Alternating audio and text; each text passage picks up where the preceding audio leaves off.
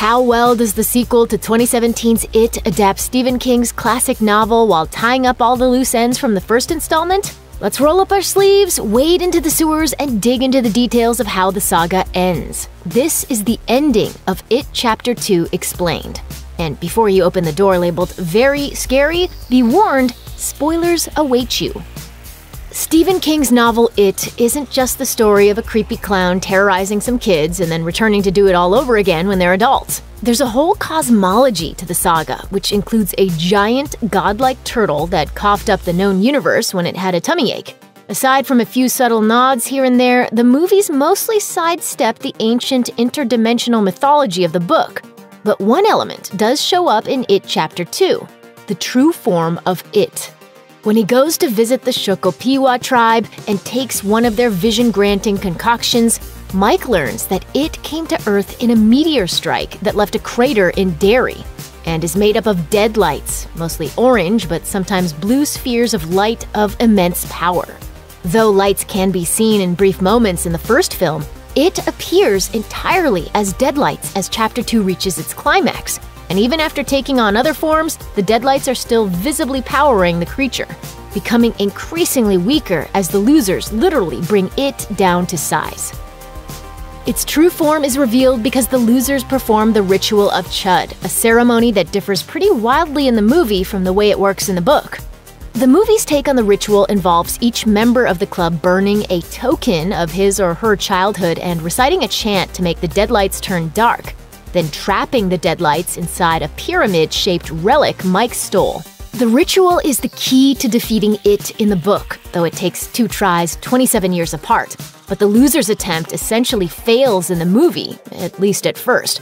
That's because it's revealed Mike lied to everyone in an attempt to simply bring them all back together. The ritual wasn't successful before when the Native Americans tried to do it, and it doesn't kill It when the losers try this time either. At least, not until they've gone through the ringer just a little bit more so they can truly overcome the fears that feed It. Richie isn't exactly a tough nut to crack. Hi, Rich. What are you afraid of? Clowns. His token for the Ritual of Chud is a literal token from the local arcade, and as is so often the case in the transition from childhood to adulthood, his fear has morphed into anxiety. The adult Richie throws up twice in It Chapter 2 and threatens to leave Derry several times because he just can't stand the idea of losing what he's gained as a famous stand-up comedian. Richie spends the first half of Chapter 2 mercilessly needling his childhood pal Eddie, and he doesn't hesitate to call Stanley the weakest of the losers when he finds out about Stanley killing himself. He can be mean and has a hard time expressing his real feelings. Richie has to visit the synagogue where Stanley had a disastrous bar mitzvah, and more significantly, come to openly care about the well-being of his closest friend Eddie, whom he finally can admit he loves, to overcome his self-absorption and play a part in defeating It. For Eddie's part, the fear he has to overcome is also a sort of self-obsession. His hypochondria and fear of bodily harm are paralyzing. They hamper him from taking action both as a child and as an adult, like when he's confronted with Stanley's bug-like severed head or trying to rescue his mother from the leper he keeps seeing It as. It isn't until he gives up one of his gazebos, his malapropism for placebo, in the form of his inhaler for his token, and comes to believe in the monster-killing power of a makeshift spear fashioned from a metal fence post that he can work up the courage to mount a full frontal attack on It, weakening the monster before the rest of the losers can deal their final psychological blows. Eddie is fatally impaled, but in the service of saving his friends. After a lifetime of being frozen with fear, his final act is one of bravery. Even nearly 30 years after his brother Georgie's death, Bill is still plagued by guilt and feelings of responsibility. He finds himself shouting down a storm drain just like he did in his youth, and he conveniently gets Georgie's paper boat back from Pennywise to use as his token in the ritual. He fears not being able to save the people around him. Eventually, he tries, and fails, to save another young Derry boy from suffering a fate similar to Georgie's at the end of Pennywise's teeth. It takes a full-on, envisioned confrontation with his younger self during the final showdown with It for Bill to come to terms with what happened and absolve himself of blame, telling himself that he was, in fact, a good older brother. With that resolved, he can help destroy it, and maybe finally write a decent ending to his next novel. Though Ben has grown from a chubby, bullied kid into a handsome, successful man, he still clearly feels ostracized. He notably keeps himself at a remove from his co-workers at his architecture firm, video conferencing in from his massive, empty house. Meanwhile, Beverly is in an abusive marriage that mirrors her relationship with her father. When she returns to her childhood home, it's unfamiliar and inhabited by a woman who turns into a rampaging, unclothed monster. Nowhere really feels like home to her.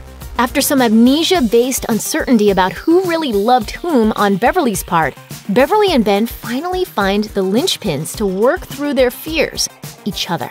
Beverly brings the postcard with the poem Ben wrote for her to the Ritual of Chud, and Ben brings the yearbook page Bev and no one else signed. As Ben is made to think he's being buried alive in the loser's secret hideout, and Bev finds herself drowning in blood in the bathroom stall where she was tormented by bullies, they reach out to each other and break free of its spell.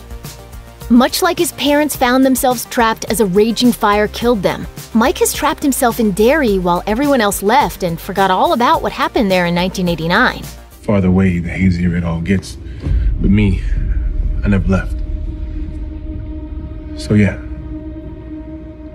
I remember all of it. He has appointed himself the chronicler and expert on all things It, convening with the Shakapiwa in hopes of unleashing ancient secrets in time for the returning losers to defeat the creature. And it works, just not the way he originally suspected. More than the Ritual of Chud, one little proverb about living things having to abide by the rules of the shape they inhabit ends up being the key to taking down Pennywise. When Mike remembers that detail, he sets off a chain of events that leads all the other losers to bring the monster down to size with their words, calling it little more than a clown.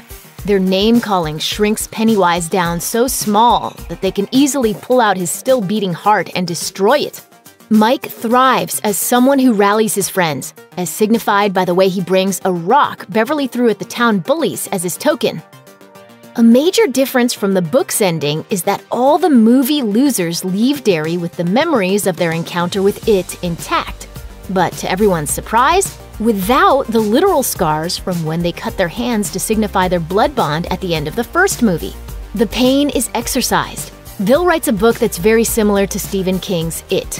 Ben and Beverly go on boat excursions together, having finally found true companionship.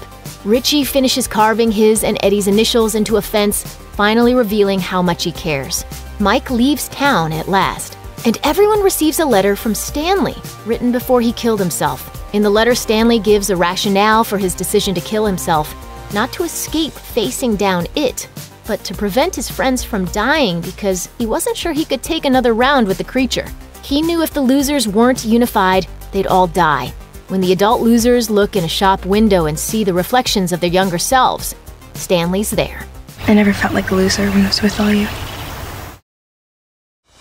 The newest adaptation of Stephen King's It has introduced yet another generation of kids to their worst nightmares. The 1990 TV miniseries scared the jorts off of every millennial with a VCR and 4 hours to spare. But the 2017 version moves the setting to the late 80s, when milk cartons paraded pictures of missing children and the New Kids on the Block were every teen's guiltiest Walkman pleasure. Through a wildly entertaining funhouse of fright, the Losers Club comes together to do what the adults can't and banish evil. But do they really put an end to their shared enemy? Let's take a look at what actually happens at the end of It. The Losers Club is strong. There's an undercurrent of teenage rebellion that informs the story of It. We have a group of misunderstood, underappreciated, and in some cases even abused kids who, on their own, are self-described losers with a capital L. Bill Denbrough has a stutter and bears the guilt of his little brother's disappearance. Beverly Marsh has developed a wholly undeserved reputation, just as her father asserts his dominion over her girlhood in creepy and possibly even violent ways. The delightfully foul-mouthed Richie Tozer is content to spend every second of his spare time in the arcade. Stanley Uris is constantly picked on for his yarmulke, though he can barely recite Hebrew. Mike Hanlon is a homeschooled kid who's still considered other thanks to his race. Eddie Kazbrak is whip-smart but constantly demeaned by his mother, and Ben Hanscom is the new guy whose pudginess and affinity for the library makes him an easy mark for the nastiest of town bullies. By coming together, they ignite a uniquely fearless and fun force field against the demonic being that's plagued their town for years. they're not invincible. Unlike other kids who are perhaps less subject to daily torture by their peers, the losers have been made to face their fears almost daily. From bullies to oppressive parents to lost siblings, they've already been through the worst life can throw at them. So Pennywise, despite all its tricks, can only do so much to them, especially when they're united. However, they do seem to have a tendency to break apart a little too soon. As we see throughout the movie, Pennywise constantly tries to separate them to individualize the aggression, since he needs their fears to feed. Why, Rich? What are you afraid of? Clowns. That scare tactic doesn't work so well when they're together, but apart, they are completely vulnerable. At the end of the film, they agree to reunite if the occasion calls, but they'll go their separate ways in the meantime, which can't be good news for the next victims. Standing alone, too, they're more likely to backtrack in their own unique ways. Book readers and fans of the miniseries will know that Stan Uris isn't going to heal, inside or out, quite as well as the others. And as for Bevy, well, Bev chooses herself. Kind of. Apart from beating us over the head with metaphors about her reaching adolescence, it also lays on the love triangle element with Beverly Marsh pretty thick. Not counting her grotesque father, Beverly is the apple of not one, but two pairs of eyes. January Ember's scribe Ben and the group's de facto leader Bill. It's Ben's kiss that summons her from her Pennywise-induced coma, but it's Bill's lips she chooses to smooch before her departure to her aunt's, now that she's a self-made orphan. But neither of these fellas are important enough to keep her around Derry. Ben and Bill are just roadblocks to her retreat from town, one she happily bypasses, by the way. The bad news is that anyone familiar with King's writing will know that her dad isn't the only guy who will hurt her before it's all said and done. Speaking of Mr. Marsh, parental plight. If you thought Disney movies had a heavy hand with parents, it went hard on the moms and dads of Derry too. Beverly greases her dad with a toilet lid, Henry Bowers knifes his old man in the neck just for making him look bad in front of his friends, and Mike Hanlon has lost his parents in a horrific fire. Even the surviving parents are left a little worse for wear. Bill has almost completely disregarded his parents' sensitivities over their lost son, and Eddie defies his mother's orders and trashes his placebo prescriptions. Part of the point of this story is to subvert the whole parents know best philosophy, since, you know, they're largely ignoring all the missing and murdered children around town. It's basically a big metaphor for that moment when kids realize their parents aren't perfect and begin to think that they can take care of themselves instead. Henry Bowers is MIA. On top of Georgie and Henry's fire-spraying henchman Patrick Hockstetter, the other minor who seemingly meets his maker in the movie is Henry Bowers. After being coaxed into killing his old man by visions of it, his sudden sense of social supremacy takes over as he goes on the offensive against Mike. Mike manages to fight him off and pitches Henry into the abyss of Pennywise as well, which is immeasurably deep. But we shouldn't count Henry out just yet. It's a well-known Hollywood rule that if a character's death isn't shown on screen, you're better off assuming it didn't happen. On top of that, in the story, Bowers plays a bonkers part in future events, so his rage will likely linger just as long as that terrible scar he sliced into Ben's belly. What about the floating kids? When Bill and the rest of the losers come back together to rescue Beverly from it, they discover her floating midair with her eyes glazed over. You'll float too, you'll float too, you'll float too, you'll float too! After they spring her from unconsciousness, they learn that she felt like she was no longer alive while under the spell of the deadlights. After the losers manage to scare Pennywise away, the rest of the kids that have been floating in its underground lair start to drop. Will they too emerge alive? It's hard to tell. Either way though, it looks like Georgie won't be coming back to captain the SS Georgie again anytime soon. Although the other lost children are potentially being dropped to safety or at least absolution for their folks, Bill's left to grieve over the yellow raincoat Georgie wore while captaining his paper boat on the street. Why he isn't in the floating kid cloud is a bit of a mystery, so if you listen closely, you can probably hear the Justice for Georgie hashtag being formed right now. It isn't over.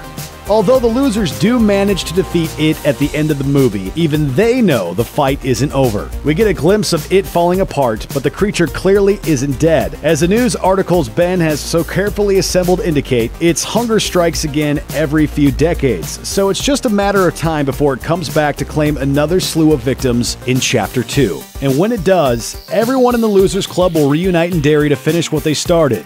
Almost all of them at least.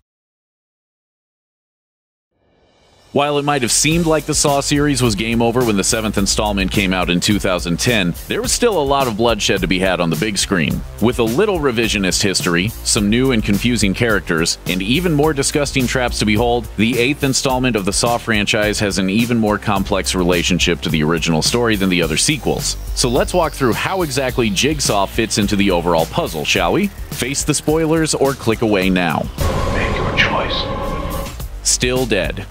One of the biggest questions facing the Saw revival was how the filmmakers would deal with the demise of the franchise's primary antagonist, John Kramer, aka Jigsaw. Unlike Jason Voorhees or Michael Myers, Jigsaw never had any supernatural powers. He was just a wickedly brilliant guy with an axe to grind, and eventually a terminal case of cancer. So imagine the audience's surprise when John Kramer shows up to stage a new grisly test series in Jigsaw. Yes, it's the same guy who was laid out cold and in the buff on the autopsy table in Saw 4, and he's definitely alive when we see him in this movie, but he hasn't magically risen from the grave. Instead, his newest group trap series actually takes place 10 years in the past, even though some clever editing suggests otherwise. And while it looks like there are 5 victims to bite the dust, there is one guy who secretly walks away from the whole thing.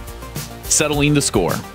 In the beginning of Jigsaw's group trap, there's one man who's left behind during the first test because he's not even awake for it. But it turns out that guy doesn't bite it after all. Logan Nelson, who's been analyzing all the new bodies popping up with Jigsaw puzzle pieces carved out of them, seems like a nice guy throughout the movie, until we learn that he's actually Jigsaw's secret protege. As it turns out, early in his career, he mislabeled John's brain scans, which may have made the difference in his treatment and prognosis. But even though Jigsaw's willing to put him into the group game for his mistake, he changes his mind and decides he doesn't want Logan to bleed out over a simple workplace error and decides to train him instead. Whether he's ever worked with any of the other Jigsaw minions remains to be seen.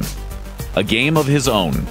The new bodies that are popping up around town belong to victims of Logan's modern-day copycat game, and have each escaped real punishment for their various crimes thanks to Detective Halloran's questionable ethics. One of these people is Edgar Munson, who's shot by police after claiming to hold the lives of 5 others in his hands with a remote control. He just so happens to have been the man who attacked Logan's wife but was let off easy by Halloran. But it's not just his wife's fate that makes Logan hate Halloran. He also had a girl about his daughter's age pop up on his autopsy table who was attacked by a guy who bribed Halloran, so he wants to stop the bad cop in the worst way possible. And all of the people who've perished in this new round of games are dangerous perps who Halloran has let off the hook recently. Eye on the prize. As the body count climbs, Halloran starts to suspect Logan's Jigsaw-obsessed assistant Eleanor, and for good reason. She's been recreating Jigsaw's most infamous traps from dark web-scoured blueprints and seems oddly fascinated by his history. Once Logan's old combat buddy Detective Hunt catches wind of her sinister little studio, he starts to buy into the theory that Logan and Eleanor are behind these fresh homicides. However, Logan plants some key evidence that points at Halloran being responsible for everything and sets up for a final grudge match with Halloran himself. A big showdown. There are only 3 bodies that emerge from Logan's games, which is 2 fewer than the casualties of Jigsaw's original scene. Jigsaw's final 2 victims' bodies have never been discovered and are still tucked away in Jill's farmhouse. And that's exactly where Logan wants to play in his own final game with Halloran to make it a total of 5 players, with him being the sole survivor once again. After planting clues for Eleanor to follow in the morgue, she thinks she's leading him out to the location, with Logan knowing full well that Halloran will follow. Once Halloran tries to nab them, he's quickly overtaken by Logan, who advises Eleanor to make a break for it and escape. That's when Logan seizes the chance to put himself and Halloran in one final terrible trap. The voiceover, which has been dubbed from old Jigsaw tapes, suggests that it's John Kramer who's running things and demanding confessions from the two. And it looks like Logan fails the test and is taken out first. But once Halloran confesses to having cost innocent people their lives, Logan reawakens, full-on Jigsaw circa the first Saw style, and reveals himself to be the orchestrator of this trap. And Logan has made a game Halloran cannot win. An alibi. Eleanor's part in all of this is interesting to say the least. At first, she seems to be a perfect distraction for investigators due to her extracurricular activities, and then she seems to be a budding love interest for the widower. But in the end, Logan says she's just a pawn, meant to provide him an alibi and support his story that Halloran tried to kill them. But there may be more to her than meets the eye. After all, Logan seems to be doing this solely to punish Halloran, and now that he's brought his targets to justice, he has a life to get back to. But Eleanor seems just weird enough to fill the shoes of a Jigsaw emulator. She's obviously good at building traps and has no family to speak of. And even though she doesn't know she's just worked with Jigsaw's latest protege, she'll probably find out eventually because Logan can't possibly explain why Halloran's head ends up looking like an octopus in the end.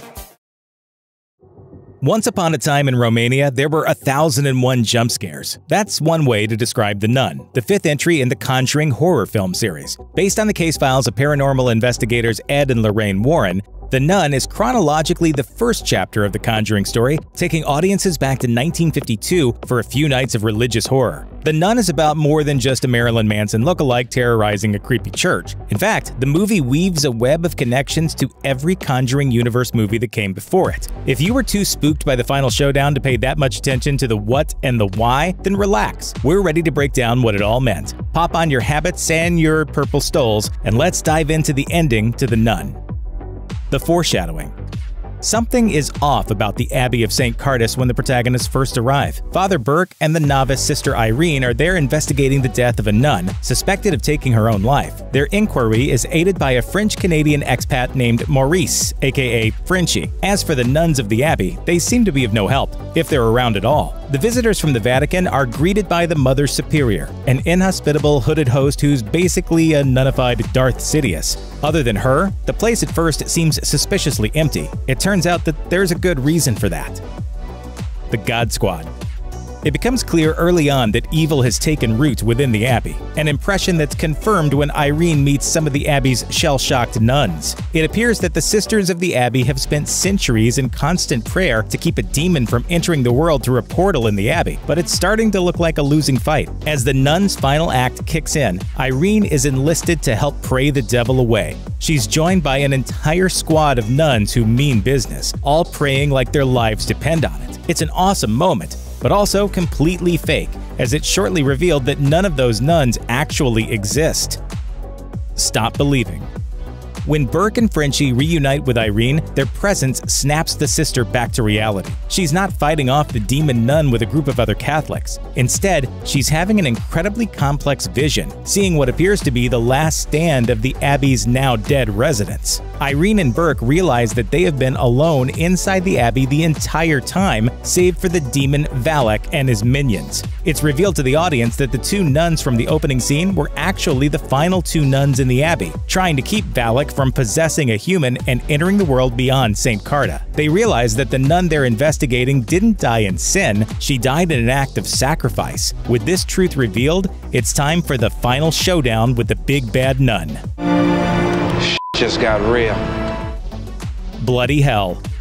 After steeling themselves for the final battle, our holy heroes descend into the catacombs. There, Irene realizes the meaning of a vision she's been having since childhood, a message in those visions. Mary points the way, turns out to be a set of instructions that are literally true, as she follows a pointing Virgin Mary statue to a conspicuous fake wall. Using the key from the movie's opening, the trio unlocks a hidden door to a secret passage, revealing an ancient glass relic containing the blood of Jesus Christ. Armed with this powerful weapon, the three go deeper into the catacombs to confront Valak, and hopefully close off the Abbey's gate to hell. Things go south when Irene literally stumbles onto a trap. She's briefly possessed by Valak until Frenchie breaks the relic and smears the blood of Christ onto her skin. The move drives the demon away, but not without a fight. Irene and Valak tumble into the water of a flooded room. Valak holds Irene underwater until she goes limp, seemingly drowning her, and then Irene spits the entire container of Christ's blood into Valak's face, grossing the demon out so much that it decides to go back to hell.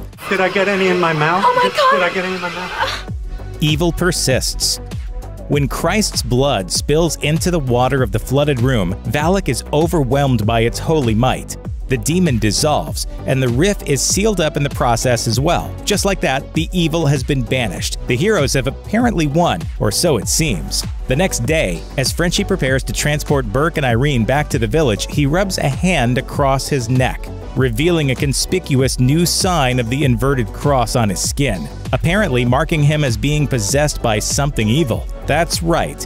It looks like our hero's victory isn't so certain after all. After all that, the demon accomplished its goal. Full circle. The movie cuts to 20 years later, revisiting a scene from the very first Conjuring movie. It's revealed that the lecture the Warrens were seen giving in that movie about a possessed man named Maurice was the same Maurice we know better as Frenchie, possessed by Valak. She saw something.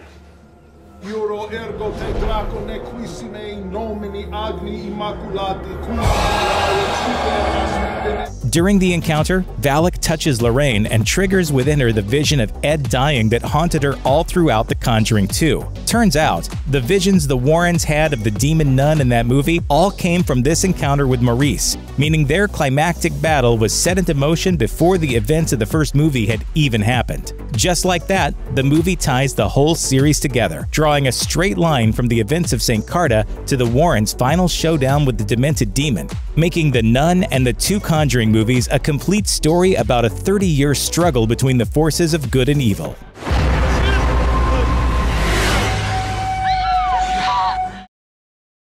American Psycho might have seemed like a straightforward film about a psychotic serial killer, one who has good hygiene and knows his font types. But the third act of the movie intentionally unravels and leaves us guessing about what, if anything, actually happened to our deranged protagonist throughout the whole film. See, that's the trouble with having a delusional maniac at the center of the plot. His memory of his own supposed murder spree might not be so reliable after all. Like any good film, however, there are an abundance of clues scattered throughout the movie, and subsequent commentaries might help fans parse out Patrick Bateman's reality from his mental fiction. So, let's take a look at what really happened at the end of American Psycho. The body count. There's one surefire fact that we can all agree upon when it comes to Patrick Bateman. The guy is crazy. Whether he actually kills all the people he thinks he does is up for debate, but his status as a lunatic is not. From his obsessive compulsive fitness and grooming regimens, to his fixation with cardstock and music history, he's clearly disturbed. But has he actually killed all those people? Or is he just imagining it all as some sort of sick fetish fantasy? Part of me wants to take her out and talk to her, be real nice and sweet and treat her right. And what the other part of him think?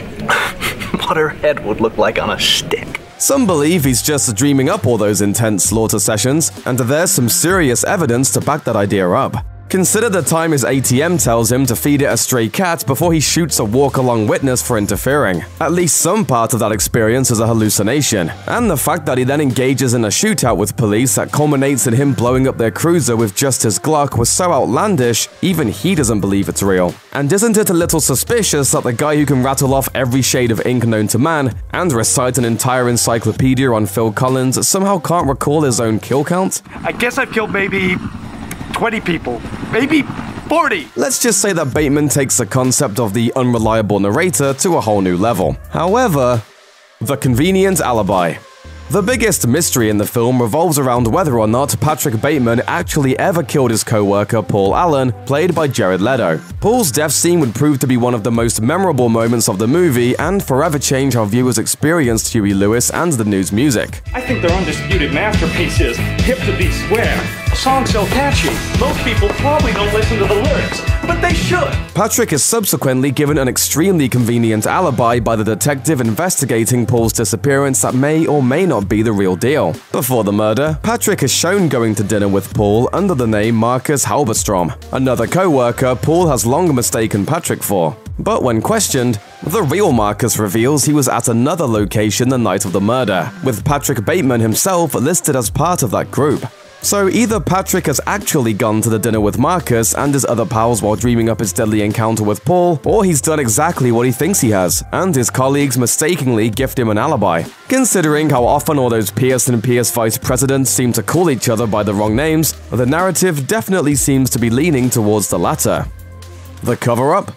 One of the main reasons we're left to wonder if any of these murders are real is that every shred of evidence that might convict him disappears overnight. At the tail end of his murderous rampage, Patrick has turned Paul's swanky apartment into a mini graveyard for his victims' bodies. But when he returns to the scene of the crime, the place is completely clean. It appears that the property owners have removed all traces of wrongdoing and painted over the blood-filled closet to ensure the ritzy locale's high rental value. And the listing agent's attitude toward him certainly betrays some suspicion. I want to know what happened here. Don't make any trouble, please. I suggest you go. Then there's the matter of his lawyer, whom he'd feverishly confessed to via voicemail. At first, Harold Carnes literally laughs off his message, calls him by the name Davis, and says Patrick Bateman is a sorry subject choice for such a joke, because he's too dorky to actually commit murder. That was you, wasn't it? Yeah, naturally. Bateman killing Allen and the escort girls, that's fabulous, that's rich. But then, when Patrick makes it clear he's not joking, his attorney claims that there's no way he could have killed Paul Allen. Because I had dinner with Paul Allen twice in London. just 10 days ago. No, you... Could this man who has called his own client by the wrong name twice have simply mistaken Paul Allen with someone else too? Sure. Which is why it takes some explanation from on high to really understand what was meant by these ambiguous scenes. Let's hear from the folks who made this thing. The voice of authority. Director Mary Harron has since revealed that she never intended for audiences to believe Patrick was innocent. People keep coming out of this film thinking that it's all a dream, and I never intended it. She went on to explain that the last scene wasn't meant to make it seem like Patrick Bateman can't separate his imagination from reality, but rather that Carnes and the rest are the ones who are really confused. Not everything was real, of course. Screenwriter Guinevere Turner has said that the turning point in Patrick's psychosis takes place when he gets absorbed in his own reflection while sleeping with two prostitutes. She told Yahoo Movies, "In real life, they probably weren't as attractive as they are, and it wasn't all as penthouse letters as it is." In other words, Patrick Bateman might have embellished a few of the more outrageous details, but he really was hurting people all the while. What really matters, however, is how others around him react. According to author Bret Easton Ellis, who pens the novel upon which the film was based, American Psycho is meant to be a statement on male hedonism in the 80s Wall Street circuit. The whole reason Bateman gets away with the murder of Paul Allen is that everyone in Patrick's professional circle is so self-absorbed that they can't even keep each other's identities straight. Their attention is firmly focused on acquiring material wealth, and their biggest problems revolve around getting dinner reservations at the fanciest restaurant in town. Even the owners of Allen's apartment are willing to dispose of a serial killer's evidence to ensure maximum profit. In the end, there are no redeeming qualities about Bateman or anyone he knows for that matter. And even when he tries to come clean about what he's done, the people around him are too wrapped up in their own interests to care. But even after admitting this, there is no catharsis. My punishment continues to elude me, and I gain no deeper knowledge of myself. Jordan Peele's Get Out had a lot to say, but Us is arguably twice as ambitious, doubling down on both the horror and the social commentary. But if you didn't quite catch what the movie was going for, then it might also be a frustrating watch. There's a lot going on beneath the surface of this movie, and we mean that literally. The premise of Us revolves around sinister slasher movie doppelgangers who show up out of nowhere with apparently murderous motives. It supposedly focuses on one family, the Wilsons, being attacked in a home invasion by brutal copies of themselves. But the third act reveals that it's not just the Wilsons having this strange experience. It's the entire United States of America, with an unfathomably huge amount of doubles being led by a woman named Red, the shadow version of Lupita Nyong'o's Adelaide. That's the first twist the movie throws at you. But the second big twist, teased out slowly, is that the Addie the audience has been following the whole movie isn't the original Adelaide. It's her double, who switched places with her at a young age during the movie's opening flashback scene. Grown-up Addie is haunted by an experience from her youth, when she wandered into a boardwalk funhouse and saw a sinister vision of herself. But the movie leaves out crucial information of what happened during that encounter, apparently reflecting the fact that Addie herself has suppressed what happened. As she recalls, she wandered into the attraction, found herself, and then shortly returned to her panicking parents. But as the final frames of the movie reveal, a whole lot of consequential stuff happened during that brief period, like the fact that the original Addie never came back.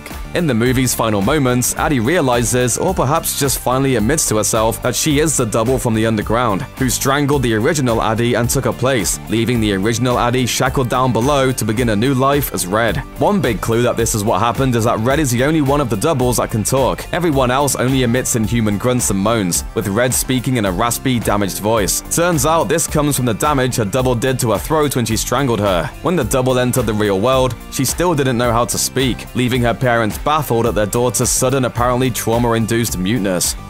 Addie spends the first act sporting a serious sense of dread, but the twist changes our perception of what that dread is all about. While it's played somewhat ambiguously, it seems like the adult Addie truly does not know at the beginning of the movie where she really came from, but she knows something is wrong and that a reckoning is coming.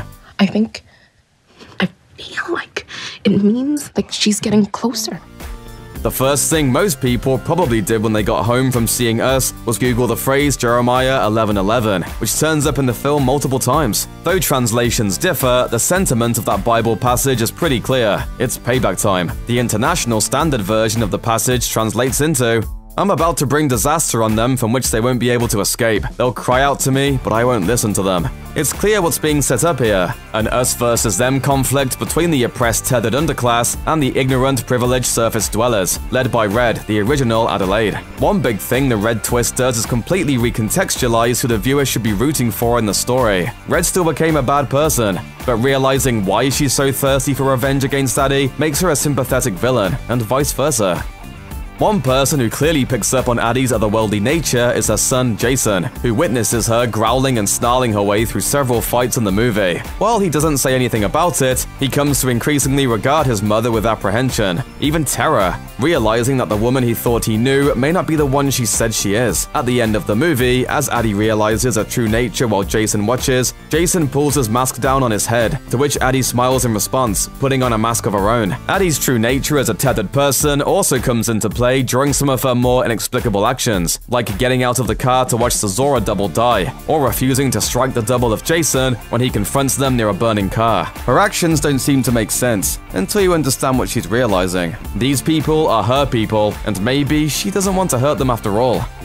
The question of who created the tethered doesn't get answered, and that's probably for the best. It's also what Jordan Peele intended, with many of the movie's specifics being intentionally open to interpretation. Think of it less like a puzzle and more like an ink blot. I want to leave some runway for people to explore what it means to them. While the viewer might think that Addie's visit to the mirror maze is what triggered the creation of her double, the ending demonstrates that the doubles already existed underground long before she arrived. How? It's unknown. It's designed to be that way, and it's really not important. No answer on this earth would be as satisfying as the mystery feels. The most obvious explanation is that the doubles come from a secret government experiment, an unfathomably massive cloning project of some sort that copied every American's body while failing to replicate the soul. But since the scale of such an operation seems impossible for humans to accomplish, it's hard to take this explanation at face value. In a logistical sense, nothing can explain how the doubles are created, much less how they got 300 million pairs of scissors, Freddy Krueger gloves, and red jumpsuits. The fact is, the real villains of the movie are the people who set up this deranged experiment before abandoning its subjects. But whoever these people are, they never actually appear. Without the ability to identify, confront, and fight back against their real oppressors, the characters instead tear each other apart. And that sounds like a big fat metaphor for American society to us. We are our own worst enemy.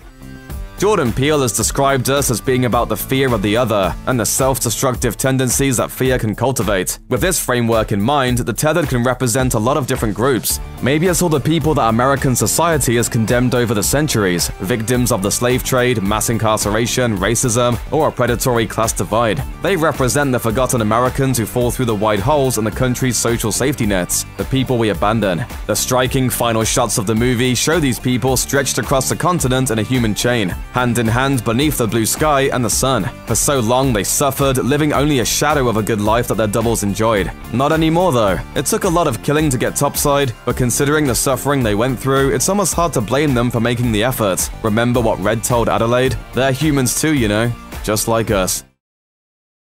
Horror hit factory Blumhouse has returned to theaters with a mind-bending sequel to Happy Death Day, and this time, everything's different. While the space-time twisting tale may be a little headier than its predecessor, there's no reason to be caught out of the loop. Let's break down the ending of Happy Death Day to you. The first Happy Death Day follows Tree Gelbman's journey from a stuck-up sorority mean girl to a sympathetic take-charge survivor. It was a satisfying character arc, told in charming fashion, feeling like Groundhog Day by way of Friday the 13th. Hey, you know, I don't think you should be taking that many. I mean, you could die. If only it were that easy. In the first movie, the mechanism that causes Tree to go into a day-repeating time loop is never revealed, appearing simply as a mystical phenomenon that serves to drive the story. But director Christopher Landon has long promised that an explanation for the loop is hidden in the movie, set up in advance to be explored in the sequel. As he claimed in an interview with Insider, "The whole idea for my sequel is actually already in this movie. It's hiding in plain sight." Many viewers took the director's lead, concocting their own theories about the loop's origins. The movie's emphasis on Tree's deceased mother, as well as their long-lost tradition of blowing out birthday candles together, gave rise to the hypothesis that Tree's mom had something to do with the loop, with her spirit somehow manipulating time from beyond the grave to keep her daughter safe. But Happy Death Day to You firmly debunks these theories, revealing a source for the phenomenon that's more science fiction-y in nature than anyone saw coming. In what feels like a wild departure from the original, Happy Death Day to You reveals that Tree's time-twisting journey was caused by a literal time machine located in a science lab on the Bayfield University campus. The device is partially the invention of Carter's roommate Ryan, the oafish goober from the first movie with a tendency of barging in every time Tree wakes up. While the first movie paints Ryan as awkward and sex-obsessed, the sequel reveals his hidden depths, as well as an intellect that would do good by Doc Brown himself. The opening act of the sequel reveals that Ryan is in the process of developing the time machine with a team of fellow student scientists named Samar and Sarah. While they haven't perfected the device just yet, and who knows how they're funding this thing, the team soon discovers that it's fully capable of disturbing the fabric of space-time. The time loops turn out to be an unintentional side effect of their machine, meaning that of all people, it was actually Ryan who was responsible for Tree's most bogus birthday journey. She's not happy about it. The lab students who developed the machine call it the Sisyphus Quantum Cooling Reactor, or SISI for short. The name is an on-the-nose reference to the Greek legend of Sisyphus, a man punished by the gods to spend each day rolling a boulder up a hill, never quite reaching the top. As viewers of the first Happy Death Day know, it's a trial that Tree can definitely relate to. I'm so done with this. The introduction of Sissy marks a clear pivot from the first movie's horror trappings towards straight-up science fiction. But Happy Death Day to You also leans into a more romantic angle than its acerbic slasher predecessor, becoming more of a sci-fi rom-com than the Scream-like original. When the machine is activated to kick off the movie's second act, it sends Tree into a parallel dimension in which her relationships with the people around her are ever so slightly askew. The changes are small but significant, forcing Tree to reevaluate her own life and what she wants out of it. While the first dimension's Carter is single until he meets Tree, the second dimension version is happily dating Danielle, a rival of Tree's and the alpha dog of her sorority. In Tree's world, her mother has been dead for the last 3 years, but in the second world that she ends up in, her mother is still alive. As a result of these change-ups, the tension in the story this time around isn't so much will Tree survive, as it is will love prevail, with the babyface villain's killing spree being left somewhat in the background. In the sequel, Tree's biggest challenge is figuring out whether she wants to live in a reality with her resurrected mother or go back to her original dimension, where she just begun what could end up being a loving, long-term relationship with Carter. Much like Scream, Cabin in the Woods, and other winking works of metafiction, the characters in Happy Death Day to You are aware of the fact that they seem to be living through the plot of a movie. In this case, parallels are drawn with Back to the Future Part 2, the time-hopping adventure sequel from 1989. That movie saw Marty McFly not just revisiting the past, but also the plot of the previous movie, intersecting with the older narrative in new and unexpected ways. On top of the Back to the Future sequel being surprisingly relevant to the movie's plot, Happy Death Day to You also sports a few references to the sci-fi series. Examples of these tips of the hat include a wood chipper from Biff's tree removal that Tree cheerfully tosses herself into at the end of one loop, as well as the fateful speed of 88 miles an hour she attains during one desperate death behind the wheel. When this baby hits 88 miles per hour, you're gonna see some serious shit. While it's not necessarily hard to follow, Happy Death Day to You clearly doesn't want the audience to linger too much on the how of its storytelling, breezing through plot points faster than you can say, "Wait, what?" After being shot through space-time to relive her birthday loop in a whole other dimension, Tree is faced with 2 tasks. The first goal is to return to her own reality, a course of action which she can't immediately decide if she wants to take, considering that her mother is still alive in this new world. But her second goal of stopping the time loop is something she has to achieve no matter what, regardless of which reality she decides to stay in. The problem is that Sissy is a work in progress, a powerful machine that neither Ryan nor his lab mates yet entirely understand.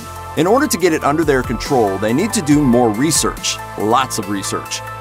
Each time the loop resets, they lose their progress, with the memories of everyone but Tree being reset to the state they were in when the loop started. As a result, Tree is forced to become the team's institutional memory, keeping track of the complex quantum mechanics that make the machine work. It's a tall task and a battle of inches, with the team only making progress thanks to Tree resetting the loop by offing herself, elaborately and hilariously, over and over again.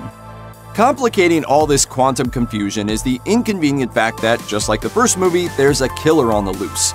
In the first film, the babyface masked killer is portrayed by 2 characters, Tree's sorority sister Lori, and a serial killer named John Toombs, who Lori sets up to frame for Tree's death. In the first movie's reality, Lori was motivated to kill Tree out of jealousy due to her romantic relationship with Gregory Butler, a married professor and medical doctor whom Lori wanted. The doe-eyed nice girl was a most unexpected villain, making for a satisfying twist when she's actually innocent in the second world. So who's killing people in Happy Death Day to You? The sequel features 3 characters wielding knives behind the baby mask. For the most part, the killings in the second world are being committed by Dr. Butler himself, as well as, shockingly, his wife Stephanie, who seems to have been driven insane by Gregory's infidelity. While the two at first appear to be in cahoots with each other, that doesn't really hold up after Gregory decides to shoot Stephanie during the movie's climax. In this reality, they're apparently both just crazy and seem to totally deserve each other. What a shame that it didn't work out. The third killer only appears in the movie's first act, while Ryan is experiencing his own time loop on September 19th, and the reveal is a weird one. One of the weirdest threads in Happy Death Day to You is the idea that the baby-faced killer pursuing Ryan in the movie's opening is actually another version of himself, invading the first Ryan's reality to stop him from causing the time loops in the first place. It's a tantalizing reveal to kick off the movie's second act, promising doppelgangers, evil twins, and intertwining timelines that the movie just doesn't follow up on. If you thought you missed something, well, you didn't. Despite that lack of a firm explanation, the second Ryan seems to be from the future, possessing knowledge about the time loop's effects that no one beyond Tree should really have yet. As much as it seems like this plot development could be a setup for Tree's own doppelganger being the killer in Dimension 2, that's not the case. In fact, Tree is explicitly told there aren't 2 of her in Dimension 2. When Tree goes to the second universe, she replaces herself in it. Despite the precedent set by a second Ryan, an alternate version of Tree never shows up. So how did Ryan end up with 2 copies of himself running around? There are many possibilities, but in the movie itself, there are no answers. Happy Death Day to You seems to end on a cheerful note of Tree returning to her own reality, the time loop being broken, and all of her hard-earned progress in life restored. But the world of the movie gets blown wide open in an out-of-the-left-field mid-credits sequence, which takes the sci-fi aspects of the sequel and goes all the way with them. The scene begins with Tree and her co-conspirators doing campus cleanup as punishment for their reality-shattering lab work, the destructive effects of which the faculty can only begin to imagine. But just because the dean is in the dark about the time machine's capabilities doesn't mean everyone is. Out of nowhere, the students are approached by a fleet of dark-suited special agent types from DARPA, a real-life federal research agency. The agents promptly transport the students to their headquarters, where they've set up the confiscated Sissy machine. It's revealed that the agency wants to do their own research with the machine, but they need the students' know-how in order to make it work.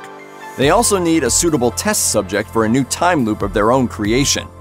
As Carter points out, what they're proposing is a sadistic experience that no one deserves to be put through. Except maybe Danielle, who ends the movie waking up and screaming, apparently caught in her own time loop. The ending of Happy Death Day to You marks a wild shift in tone that the sequel has spent its whole runtime building to, setting up a third movie in a way few could have anticipated. We're not just theory crafting either. Writer-director Chris Landon and producer Jason Blum have already said they intend to make a third movie, with the likelihood of it happening all depending on the box office performance of Happy Death Day to You. As Blum explained in an interview with Cinepop, the genre-twisting nature of 2U is totally intentional. Blum said, "I've never seen a franchise where one movie is a certain genre and the next movie is a different genre, and that's certainly the case with Happy Death Day and Happy Death Day to You. And hopefully, if we make a third one, it'll be a different third kind of genre." While horror fans may be disappointed in the series leaving behind its slasher roots, it's hard not to be interested in where this story could go. Landon teased a potential third movie by saying he has what feels like, quote, "a really bonkers fun idea." If audiences turn out for the weirdness of Happy Death Day to You, then we might get the chance to see the series go full-bore nutso in the next and final chapter. Is it possible that this movie was designed with loose ends that could be tied up later, from the mid-credits shocker to the mysterious second Ryan? It certainly seems that way, and if the threequel gets its green light, we can't wait to see where the story goes. An uncertain future, supernatural suggestions, and a 40-year-long story arc coming to a close. There's a lot to unpack in Halloween Ends, including the way it actually ends. At the start of Halloween Ends, Jamie Lee Curtis's Laurie Strode is doing her best to move on with her life. No longer hidden away from the world, Laurie starts writing a book about her experiences with Michael Myers while living with her granddaughter Allison, played by Andi Matichik. However, Laurie still senses there's darkness infecting Haddonfield, Illinois. Before long, all of her old fear, paranoia, and readiness to fight start to reemerge. But by the end of the film, Laurie seems to have finally been able to put those things to rest, at least for the most part. She's killed her boogeyman, destroyed his body, and gone back to work on her book. She even lets Allison leave Haddonfield to start a new life. Halloween Ends suggests that Haddonfield's most determined survivor has undergone a rebirth of sorts, but that she's still a little haunted. Serving as a reminder that Laurie will never stop looking over her shoulder, it's revealed that Laurie has Michael's mask, which is sitting on a table in her office. Allison Nelson grew up with the paranoid specter of her grandmother looming over her. While Laurie tried her best to offer love and protection, it's clear that Allison's view of the world has been informed by her upbringing. Like Laurie, Allison is trying to move on from the darkness of Haddonfield's past, but she now has her own inner darkness to contend with. Not only is Allison wrestling with the deaths of her parents at Michael's hands in Halloween and Halloween Kills, she's also forced to overcome her romantic relationship with Corey Cunningham, the new local boogeyman. At first, Allison is unwilling to believe her grandmother's claim that she's heading down a very dark path with Corey. However, she ultimately realizes that Laurie was right to warn her, and a brand new serial killer was hiding in plain sight. But the solution, when all the fighting is over and both Michael and Corey are dead, isn't to keep hiding or to lock herself away in Haddonfield like her grandmother once did. Instead, Allison leaves her hometown behind to start fresh somewhere else. While she seems hopeful, it's clear that Allison is all too aware of the true evils of the world, and well-equipped to take care of herself.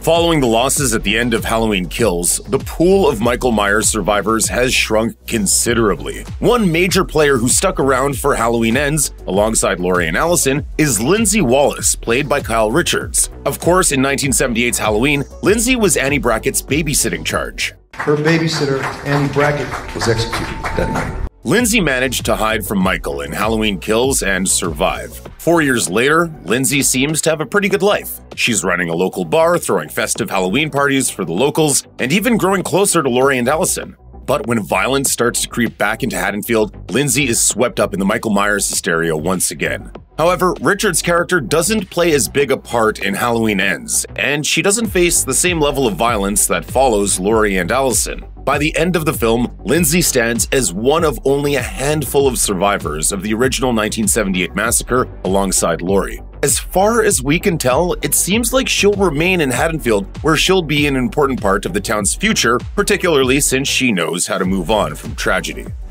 Will Patton's Deputy Frank Hawkins was one of the men who arrested Michael Myers on Halloween night in 1978. In Halloween Kills, we learned that Frank and Laurie once had a strong flirtation that could have turned into something more if they weren't both so damaged and reluctant. I always liked you.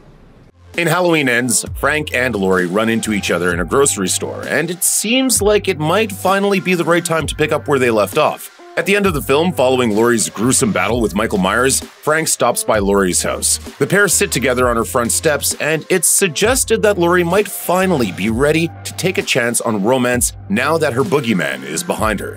While it's unclear whether or not they'll actually get together, viewers are left with a sense of hope for a potential shared future.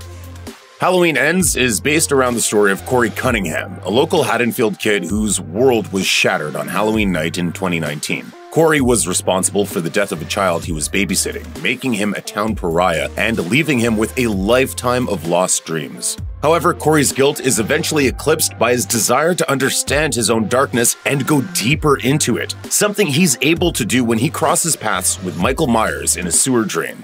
By the end of the film, Corey has essentially proclaimed himself the new Haddonfield boogeyman. He even goes so far as to steal and wear Michael's mask in an attempt to get revenge on all the people who have wronged him. Of course, Laurie is smarter than Corey and manages to stop him in his tracks. After leaving a path of bodies in his wake, Corey becomes integral to Haddonfield's tragic legacy. But for now, at least, it's unclear whether he is a new boogeyman or just a footnote in the story of Michael Myers. Haddonfield is a town that has been rocked by an absurd amount of tragedy over the course of 40 years, and it's taken a toll. Even with Michael Myers gone, the town continues to suffer what feels like an ongoing series of accidents, deaths, suicide, and other tragedies. There's a darkness in Haddonfield, which Laurie witnesses even when she does something as benign as going to the grocery store. It's also revealed that some of Michael's survivors and their families blame her for provoking the killer to more violence. Michael's death at the end of the film and the ceremonial crushing of his body at the junkyard temporarily puts an end to this darkness. But viewers are left with more questions about the future of Haddonfield, such as, will the town ever truly be free of the specter of evil? Will more people like Corey Cunningham rise up to take Michael's place? Or is Haddonfield finally able to live in a world of safety and security once again? It's an understatement to say that the town's been through a lot, and the road to any sort of recovery is bound to be very long. Though Michael has seemingly died in other Halloween films, none of them quite matched the death he was given in Halloween Ends. After being pinned to a table by Laurie and Allison, Michael was bled to death through several cuts to key arteries along his body. But as Allison astutely noted, Michael Myers still wasn't quite dead enough. With the support of local law enforcement and much of the town, Laurie and Allison took Michael's body to the nearby junkyard. There they placed him in a grinder and crushed him to pieces. While his body is destroyed, everyone is left wondering whether Michael Myers can ever really be killed. In Halloween Kills, Laurie theorized that Michael Myers seemed to possess a superhuman ability when it came to killing and cheating death. The more he kills, the more he transcends into something else.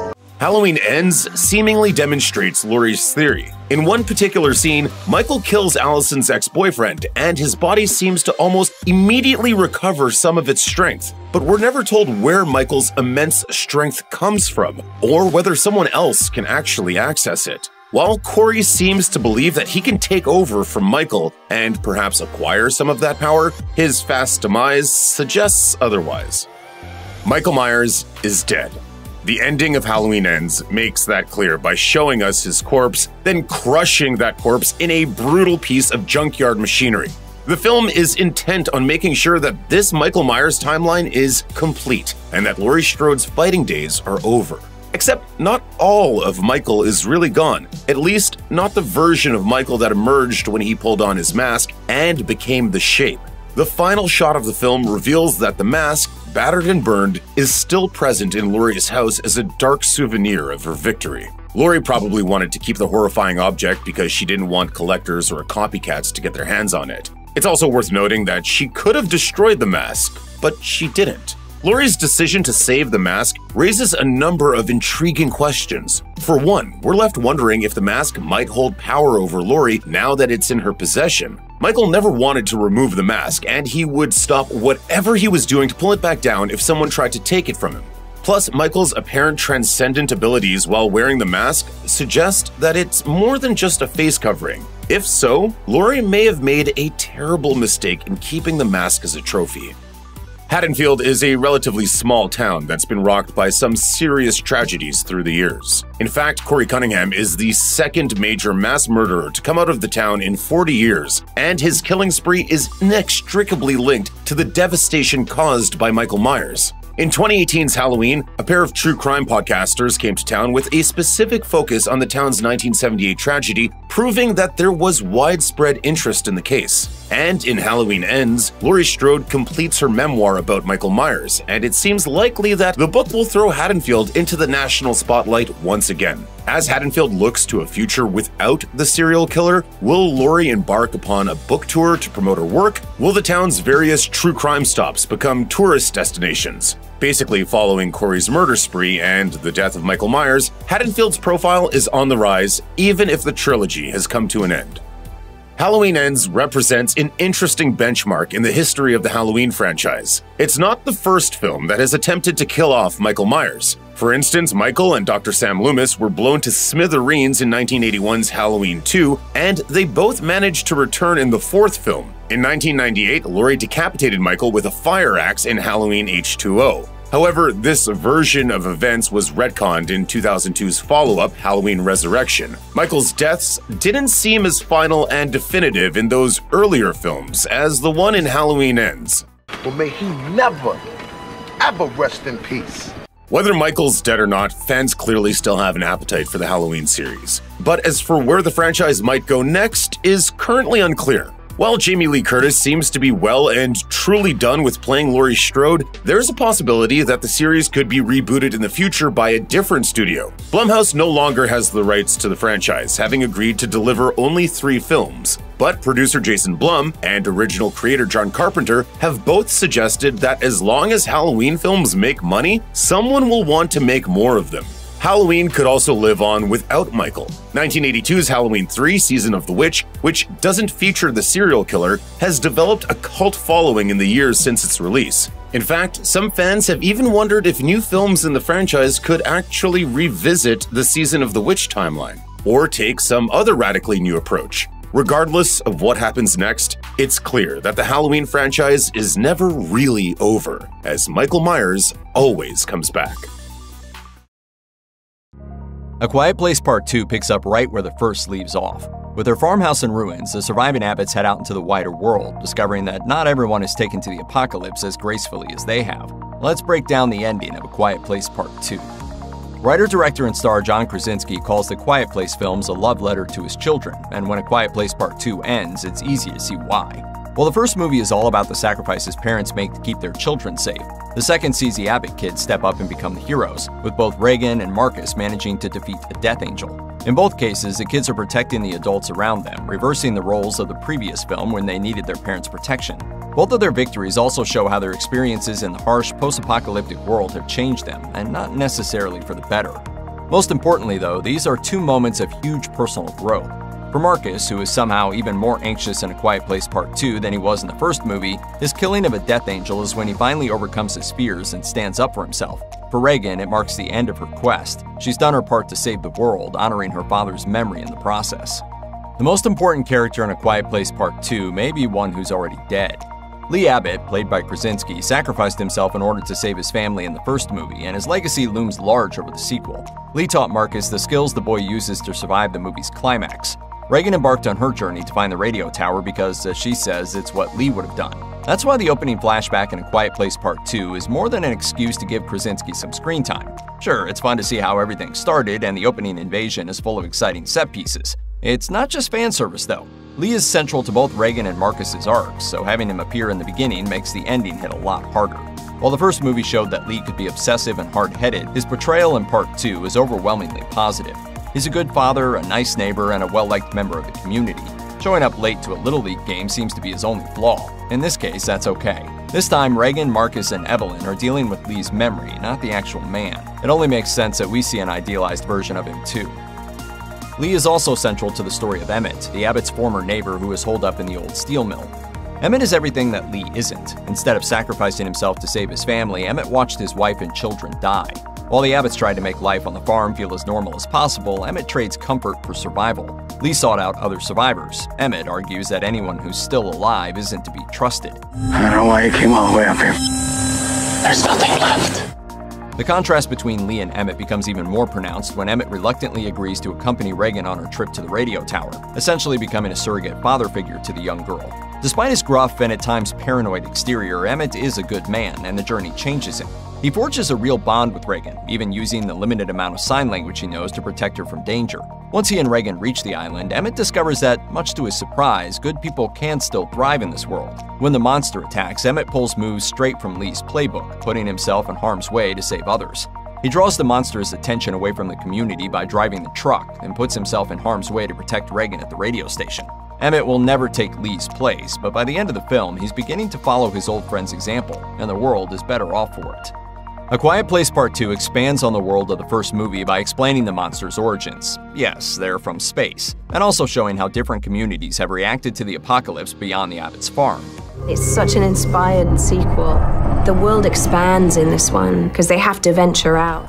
For Krasinski, who wrote the screenplay for A Quiet Place Part 2 on his own, this presents a conundrum. Despite the wide-open cornfields and airy feel of the Abbott's homestead, the first Quiet Place movie really takes after films like Alien and John Carpenter's The Thing, which trap their heroes in a confined space with a deadly paranoia-inducing monster. Going outside the farm threatens to upend that balance, robbing the sequel of everything that makes the franchise special. Krasinski's solution to this problem is clever. While the world gets larger in A Quiet Place Part 2, the action itself moves into increasingly small spaces. The opening flashback consumes an entire town. The first steps in the Abbott's journey take them into the wilderness. From there, they move to the steel mill and then a small bunker inside. By the time Marcus and Evelyn reach the movie's climax, they're trapped in a cramped vault. Similarly, Regan and Emmett go from upstate New York to a remote, isolated island and end up making their final stand in a tiny radio station. In this way, Krasinski ratchets up the claustrophobic tension that defined the first movie, even while broadening the series' mythology at the same time. A Quiet Place Part 2 plays on the confined atmosphere of the first movie in another way, too. In Part 2, all of the characters are trapped, sometimes literally. Marcus steps on an actual bear trap. Emmett has a rope tied around his neck, restricting his movement. Regan ends up cornered in an old train. An entire community is stuck on an island with nowhere to run when a monster attacks. Baby Abbott is kept in a box, and Marcus locks himself in the vault under the steel plant. But the characters are mentally trapped, too. Marcus is dominated by his fear. Emmett is haunted by his inability to save his family. Regan's sense of obligation and the example set by her father can't be escaped. Evelyn isn't exactly shackled to her family, but as the one who ensures their survival, she's forced to undertake some risky missions, at least until the kids prove they can protect themselves. In that light, Regan's quest takes on a different connotation. Killing the monsters isn't the goal, it's a means to an end. Regan's real mission revolves around freedom, the freedom to live a normal life and to escape the terror that's plagued them since the alien attack began. A Quiet Place Part 2 ends on an image of hope. Regan's implant dangling from the radio station microphone, its disruptive signal being broadcast to people all over America's East Coast. And yet, while this is clearly supposed to be a sign of positive things to come, A Quiet Place Part 2 proves time and again that safety is an illusion. And that's without taking into account the problems with Regan's plan. Are people really going to be listening to the radio without headphones in a world where sound attracts monsters? If not, how will they ever realize that the random screeching coming over the airwaves is the key to their survival? These are real questions, but to be fair, neither Quiet Place movie is perfect when it comes to plot logic. While A Quiet Place Part 2 greatly expands our understanding of the post-apocalyptic world, there are a number of questions that remain when the credits begin. Narratively, it's probably for the best that these movies don't delve into the larger socio-political implications of the invasion, but there are still things we want to know about our characters that the film simply doesn't answer. Mainly, what do Regan and Emmett do now? Do they return to the steel plant and reunite with the rest of the Abbott family, or do they wait for Evelyn, Marcus, and the baby to come to them? What is the state of the island community now that it has been attacked by a monster and many of its residents are dead? Will life continue there like it did before, or is that refuge gone? As mentioned before, it's also not clear exactly how Regan's plan is going to pan out either. It feels like there are a few more steps that need to be taken before the monsters are in real trouble. Finally, after 2 movies, are we ever going to learn that baby's name? If A Quiet Place Part 2 performs well at the box office, a sequel seems almost guaranteed. What's less obvious is whether or not the Abbotts will return.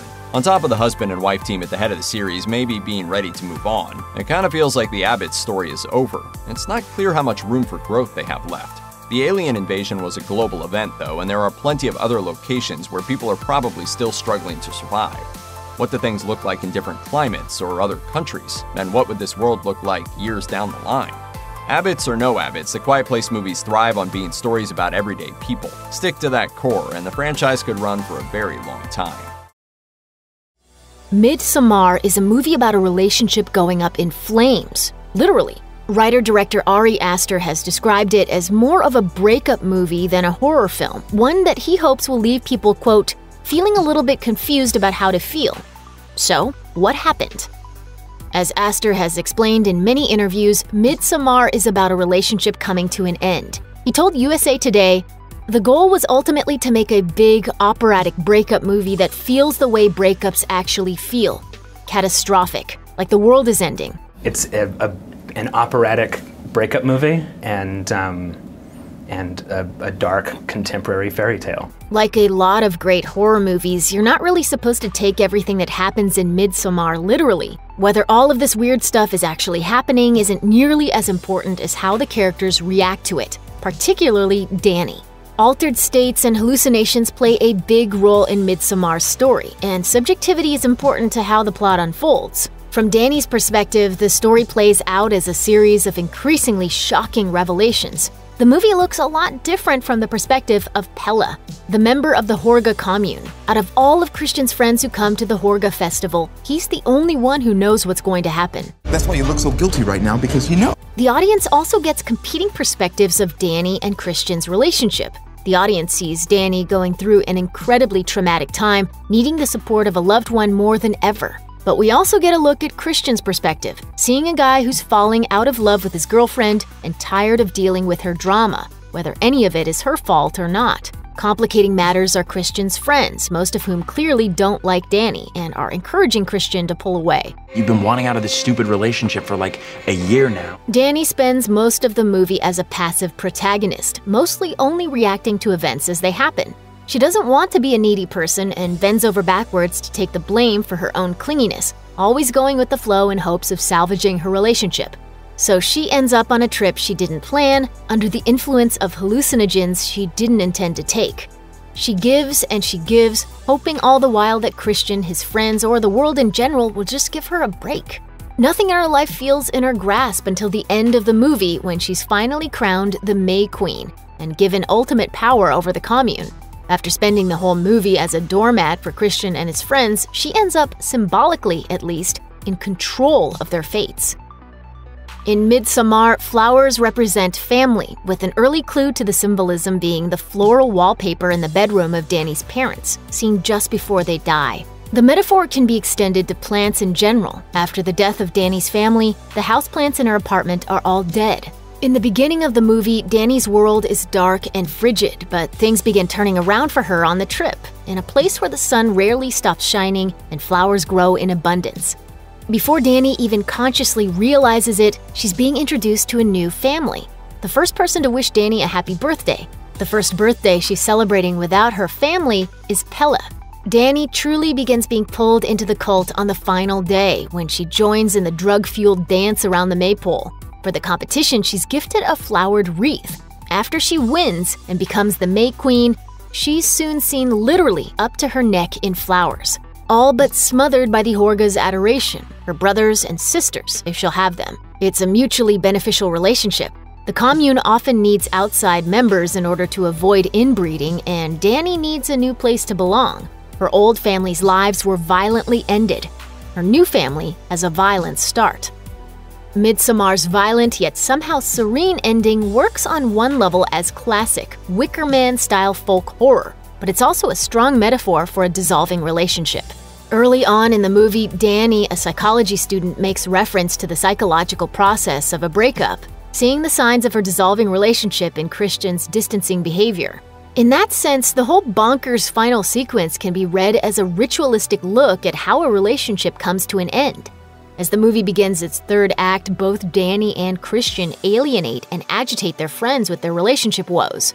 They become separated, experiencing different parts of the festival on their own. Christian goes into a trance-like state as he cheats on Danny with Maya, the commune girl who's shown signs of being smitten with him ever since his group arrived.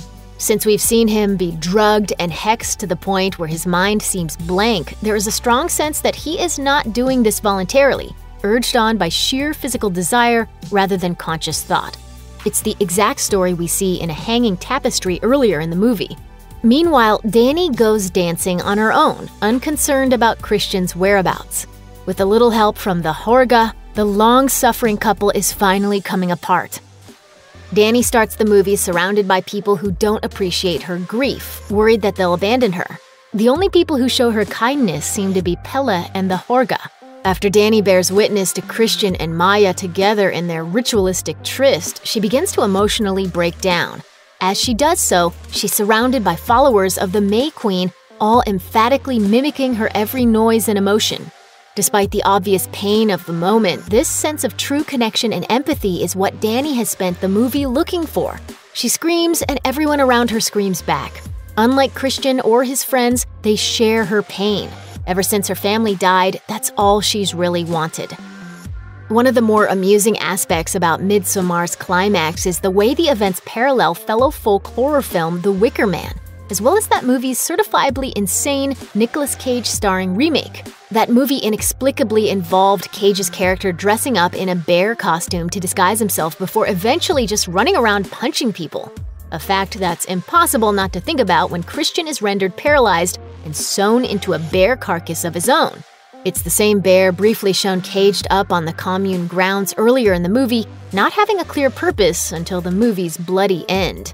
Considering how much Astor has credited the original Wicker Man with inspiring Midsommar, it's not hard to read this detail of the bear suit as an intentional nod to the remake, adding a bit of dark, absurdist humor to the movie's fiery climax. As Christian and the bodies of his friends are being readied for ritual sacrifice, the proceedings are watched over by a mysterious figure, face invisible behind a thick veil. The script for Midsommar names this character as Vidr, the god of vengeance, but while this figure obviously plays into some kind of Horga ritual, he also serves as a metaphor for Danny's emotional state. The man refers to Christian, wrapped up in the bear carcass, as a, quote, mighty and dreadful beast, whose death will purge the Horga society of its, quote, most unholy affects. Even though she may not have ordered it deliberately, this destructive ritual can be read as a very personal reaction on the part of Danny, on whose orders the commune is now effectively acting. Whether she ordered it or not, this is an act of vengeance on her behalf. After 4 years of dating and a long, slow withering of her romance with Christian, Danny is finally asserting herself and guiding the relationship to a permanent end. After spending the whole movie being passive, this sequence represents her consciously letting go, unleashing all of her pent-up frustrations with Christian and his friends, to her relief and their doom. Seeing her smile could come as a total shock. It's cathartic, it's weird, and it doesn't make a ton of literal sense. But it does make sense emotionally, making for a haunting final sequence that, as Astor said he intended, may leave viewers perplexed about how they're supposed to feel. A Quiet Place has triumphantly tiptoed into theaters, enjoying critical acclaim as well as success at the box office. Director John Krasinski delivers a thriller with a unique concept and a cleverly limited set of cinematic tools. Unlike most modern mainstream movies, it's a film that relies less on spoken dialogue than on ambient sounds, visuals, and mystery. A Quiet Place introduces the Abbott family, who try to survive on their secluded farm after a worldwide invasion of creatures that hunt by sound. Getting by with a variety of creative sound dampening solutions and communicating with sign language, they face the challenges of adolescence, guilt, and even a pregnancy. Their story builds to a climax that wraps up the action while leaving a few questions still unanswered. If you want to know more about just what went down in the final minutes, keep quiet and check out our spoiler-filled rundown. This is the ending of A Quiet Place explained. Rocket's red glare. In A Quiet Place's opening scene, youngest child Beau proposes that a rocket ship could help the family escape. His fascination with space travel proves to be his downfall, as a toy shuttle in his hands makes enough electric noise to attract one of the creatures. His family watches helplessly as the boy is snatched away just before the main title. Beau's death informs the character arcs for the rest of the story, as the film jumps ahead a year and finds everyone struggling with grief and guilt while attempting to maintain some sense of normalcy under the oppressive silence. His memory plays a key role in the finale, as the monsters move in on Evelyn Abbott when she goes into labor. Her husband, Lee, and their son Marcus draw them away by putting into action a one-word plan: rockets. While the farm glows red with the warning lights that signal an attack, a volley of fireworks distracts the beast and allows Lee to take back the house and rejoin his wife and newborn son. Sacrificial scream. One of A Quiet Place's central plot threads focuses on Lee and Evelyn's daughter, Reagan, and her strained relationship with her father. As the one who gave Beau the toy that led to his death, Reagan thinks that Lee blames her. Lee's overprotective tendencies towards his deaf daughter don't exactly help her feel that he believes in her either. In one of the film's key scenes, Marcus reminds his father that he needs to tell Reagan how much he loves her. It is a huge emotional payoff then when Lee rescues Marcus and Reagan from a creature and tells them that he has always loved them, while the kids take shelter inside a pickup truck with the beast clawing to get inside. Lee lets out one final anguished scream, giving his life to save them as they throw the truck into neutral and it rolls back to the house. It's a cathartic moment not only for the three characters, but for the audience as well, to break the silence with a tragic but triumphant emotional release. All ears. The greatest mystery of A Quiet Place remains the creatures themselves. Aside from some vague news headlines, there is barely any exposition given about where they come from or just how the invasion went down. For most of the film's runtime, the monsters are glimpsed only briefly, appearing as fleeting blurs or vague shapes. The climax, however, finally reveals them in all their gruesome glory as one of them stalks Evelyn and her newborn baby into the basement of the farmhouse. They have eyeless heads that splits open in all directions to expose sensitive hearing membranes. In addition to delivering a horrific visual, this design explains the physiology that allows the beast to so accurately strike at even the subtlest sounds. Ferocious feedback.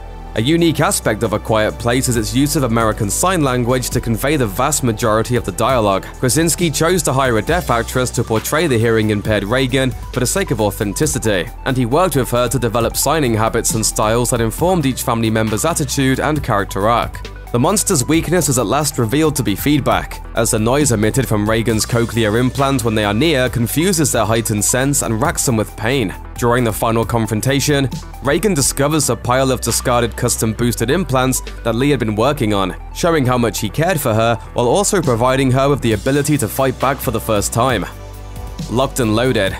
Reagan uses Lee's radio transmitter to amplify the feedback, causing the intruder to recoil, disoriented, and expose its inner membranes. Evelyn takes the opportunity of having a clear shot at this weak spot for the first time and blows the thing away with a shotgun. Naturally, this is the kind of loud sound the Abbotts have been avoiding, as Lee's security monitors show the other two creatures known to inhabit the area racing toward the farmhouse. But Evelyn's ready this time and gives her daughter a reassuring smile as she cocks the shotgun and the movie cuts to credits, sending the audience out of the theater without releasing their adrenaline high. The Next Generation. Evelyn's pregnancy and labor are a driving source of tension for most of A Quiet Place, and it's not just to harvest the audience's anxieties. A major theme of the film is the struggle to survive and adapt to some kind of normalcy in the midst of horrific societal changes. That's why the invasion occurs before the story begins, and the rebellion against the monsters is saved for after its ending. Evelyn and Lee's newborn baby serves as a symbol for the belief that life can go on. Children will be born who never knew life before the quiet. Who are we if we can't protect them? Reagan, Marcus, and the baby at their mother's side in the film's final moments represent what this story is all about: the future.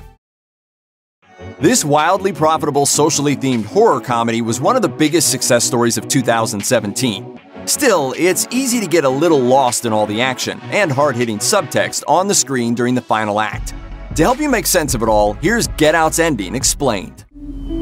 Hi, I'm Roman Armitage, and if you're watching this, you're probably wondering what's going on. The ultimate reveal at the end of Get Out is so organically earned that the weight of it can be hard to understand on first viewing. When Chris goes to meet his white girlfriend Rose's parents for the first time, he's apprehensive. He said I was the first black guy he ever dated. Yeah, so what? Yeah, so it's just uncharted territory for him. You know, I don't want to get chased off the lawn with a shotgun. At first, his fears seem ridiculous since Missy and Dean seem perfectly nice, if awkward. However, Dean drops some early foreshadowing when he reminisces about when his father lost a race to Jesse Owens. Tough break for your dad, though. Yeah. You almost got over it. As the audience and Chris soon learn, the Armitages and their friends are planning to steal Chris's body as part of a plan to live forever in the bodies of kidnapped black people. Dean's musing about his father's loss to a black man hints early on that the Armitages aren't exactly as jovial as they seem. Later in the film, Chris is hypnotized against his will by Missy and introduced to the sunken place. Now you're in the sunken place.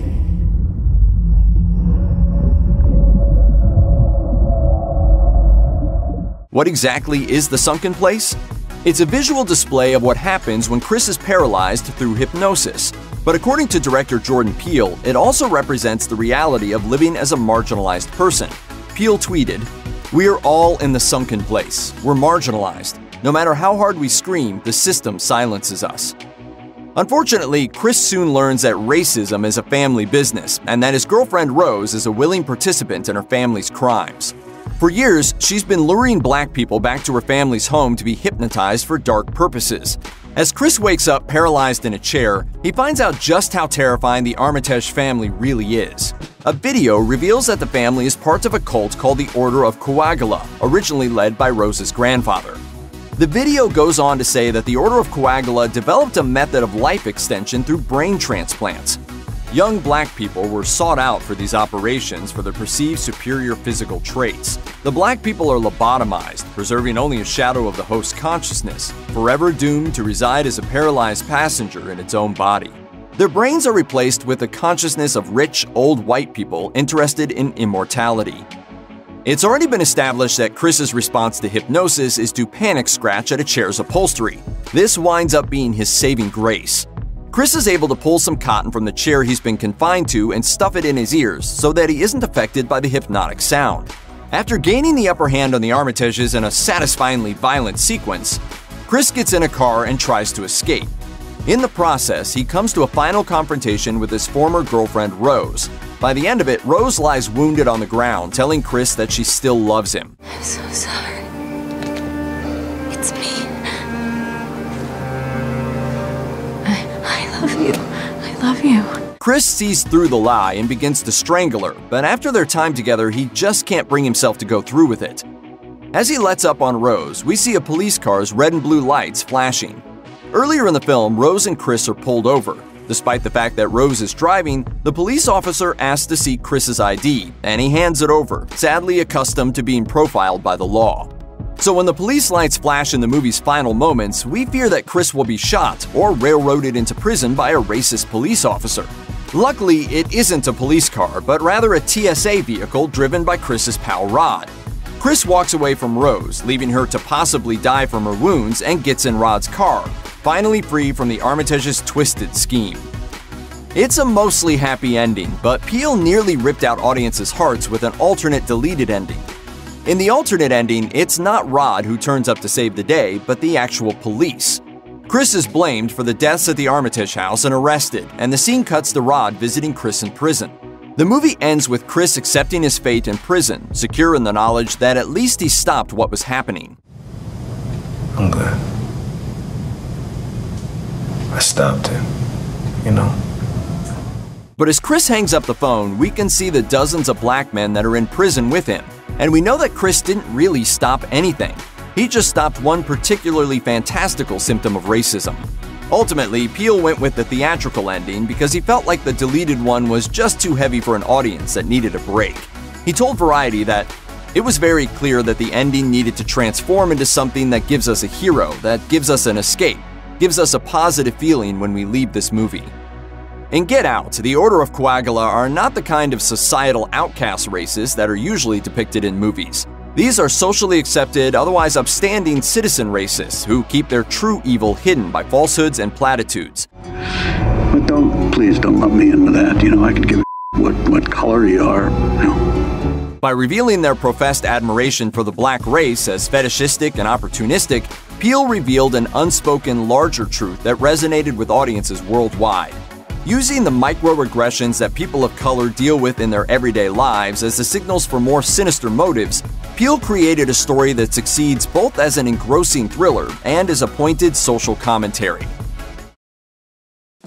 The terrifying Hellraiser saga surrounding Pinhead and his nefarious band of Cenobites continues in Hellraiser Judgment, with more puzzle boxes, hapless victims, and of course, a few trips to 55 Lodovico Place. This time, there's a serial slayer on the loose in the earthly realm, doling out justice for various violations of the Ten Commandments as some sort of sick scheme to win God's favor. Meanwhile, Pinhead and his pals have been exacting their own brand of justice in hell. And when the two worlds collide, well, there's you-know-what to pay. Evil seeks evil. Let's take a look at how the story draws everything together and sets up the next round of hellraising. Harsh Judgment.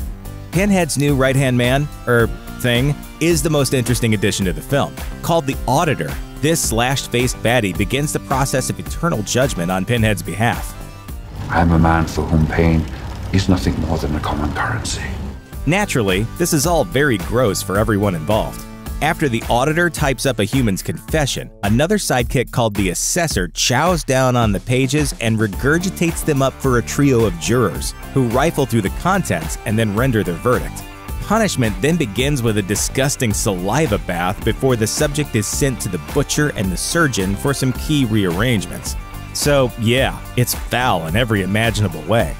And whoever ends up at the Cotton House is in for quite an unpleasant surprise, unless Detective with a dark side. At first, we're led to believe that Detective Sean Carter is just a man who's far too into his job of hunting down serial killers. He comes home late to his angry wife, can't seem to stay away from work, and is even being investigated by the case's newest pair of eyes. Detective Christine Edgerton is here to help, but she also believes he might be suffering from PTSD from his war service and maybe dabbling in drugs or alcohol. His brother David, who is somehow his partner in crime fighting, thinks he's a rational and good person and gladly follows him down whatever rabbit hole his investigations take him through. By the end of the film, however, we find out that looks have been very deceiving when it comes to Sean.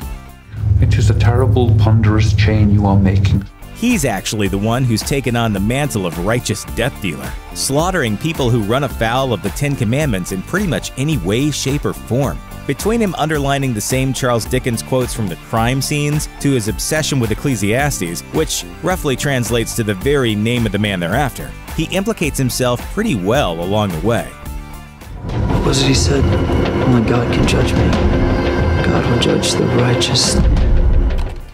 And his crimes are unspeakable.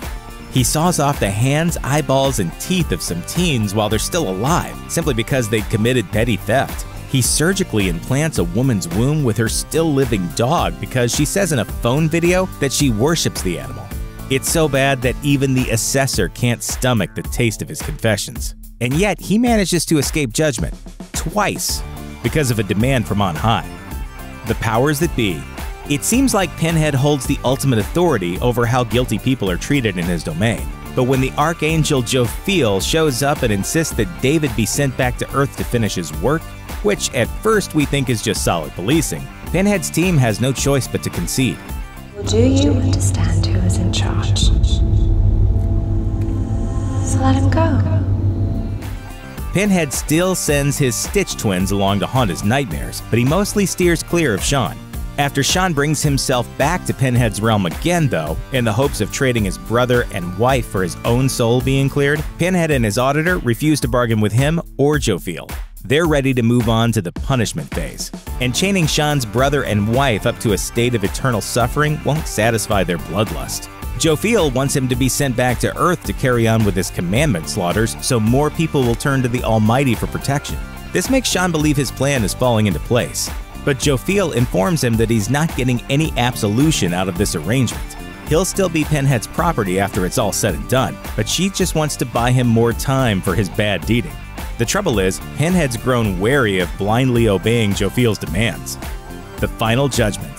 At first, Pinhead obliges Jophiel's request to return Sean to the living so he can score the good side some souls. But when Sean regains consciousness, he's immediately waxed by Detective Edgerton, who's now figured out he's the big bad they've been looking for. Sean's instant demise puts him back in Pinhead's clutches, for good this time. And that angers Jophiel, who threatens to bring down the wrath of her boss for his insolence. Pinhead decides he's got nothing to lose, though. He's already in hell, and was basically built to endure such suffering. So how much worse could it get for him? Not only does he ignore her warnings, Pinhead also proceeds to throw the angel into his chains and lets them rip her to shreds. Even the auditor knows his boss has made a massive mistake. As he points out, Jophiel was the angel who banished Adam and Eve from the Garden of Eden, and if she could do it to them, she could do something similar to Pinhead. Just as all those he's judged have awoken to the harsh consequences of their mistakes, the last scene finds a humanized version of Pinhead banished from his realm of sweet suffering and sent to the mortal realm. Meanwhile, the post-credits scene opens the door for the auditor to take over altogether, as he's shown in Hanover, Germany, welcoming two unsuspecting missionaries into his lethal lair. Two. And it isn't even a Tuesday. What does that final shot of Stanley Kubrick's The Shining really mean? And what happens to the traumatized characters left alive? It's time to talk about those questions and dig up some answers. In order to survive the events of The Shining, Danny Torrance was forced to escape his own father in a freezing hedge maze and flee a haunted hotel where he'd seen enough freaky stuff to seriously mess up even your average adult.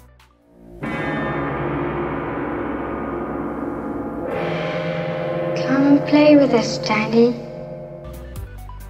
So while he lived to tell the tale, it's tough to imagine Danny has a normal life waiting for him in the aftermath. If you want to go with Stephen King's version of events, Danny's future is at least partially written. In the 2013 novel Dr. Sleep, King's official sequel to The Shining, a grown Danny Torrance suffers from alcoholism like his father. Danny gets a job at a nursing home where he's able to help guide the dying into the next realm. He eventually encounters a girl with abilities like his own and fights to save her from a group of psychic vampires. Sounds strange? Dr. Sleep is headed for the big screen in late 2019, so you can see it for yourself. The most debated element of The Shining's ending is a final shot, showing Jack in the photo of the Overlook's 1921 4th of July party, which could mean a few things. It could be that, in death, Jack has been absorbed into the Overlook's history and now walks a haunted world where all eras seem to be happening at once. It could also be that the photo is the hotel's way of showing that Jack's descent into madness was a fulfillment of some kind of twisted destiny. One particular interpretation has been adopted by many of the film's hardcore fans. The Overlook's long series of caretaker murders and the fact that it was built on an Indian burial ground suggests that the hotel is a place where history repeats itself. Many believe Jack was a reincarnated soul who was always meant to be part of that cycle. He was destined to return to the hotel and recreate its bloody past. According to the theory, this is what the spectral Grady means during the conversation in the red bathroom when he tells Jack, "You are the caretaker. You've always been the caretaker." If you watch The Shining all the way through, get to that final shot of Jack in the photo and then rewatch it, you will notice something that stands out about the Overlook. There are framed black and white photos chronicling the hotel's history everywhere. Dozens of them, all in identical frames, all covering the hotel's illustrious history. If Jack was a reincarnation of a past guest or caretaker, and he was always in the photo, how long will it be before someone notices him there? And if he's there, it stands to reason that Grady would be there too, proving he was also a victim of the cycle of reincarnation and violence. If the fallout from the latest Overlook tragedy goes on long enough, those photos will likely mean something to someone, and that will set off an entirely different kind of investigation. Early in The Shining, when Dick Halloran sits down with Danny to explain to him what The Shining is, he tells the boy that he's not alone. But there are other folks, though mostly they don't know it or don't believe it. Considering both Halloran and Danny, two of the rare souls of this psychic gift, find themselves in the Overlook, does this mean that in the world of The Shining, people with the gift are drawn to places with powerful supernatural presences? Or are they able to sense the spirits present wherever they are? The film only scratches the surface, but as Dick draws closer to his violent end, Danny's journey is just beginning. Boy, you read my thoughts. You've got the Shining. You mean Shining. Shh, you wanna get sued? The Shining is a film about cyclical violence, and about how we can't escape the dark specter of history. The Overlook is built on the sacred lands of Native Americans who were slaughtered in the name of expansion, and blood continues to spill there. Jack Torrance's own history with violence doesn't begin in the Overlook, but years before when he hurt his son during a drunken binge. That's why when Wendy sees Danny injured, she immediately assumes it was Jack who hurt him. Just as the Overlook uses Jack to continue its own bloody tradition, it traps him back in his own past when drinking allows him to cross the line into violence. But this time, the stakes are much higher than a broken bone or two. I'm not gonna hurt you. I'm just gonna bash your brains in. Like Jack, the Overlook has its own grisly cycle. First, the Native Americans killed for its creation, Grady murdering his family, and now Jack attempting to slaughter his wife and son. It's quite possible there were others we never heard about. Fortunately, Wendy and Danny escaped the hotel relatively unscathed, at least physically. Does this mean that, through their survival, they've somehow broken the cycle? Does this mean the Overlook's evil sway is at least somewhat lessened? The film doesn't make the answer clear, but there is hope.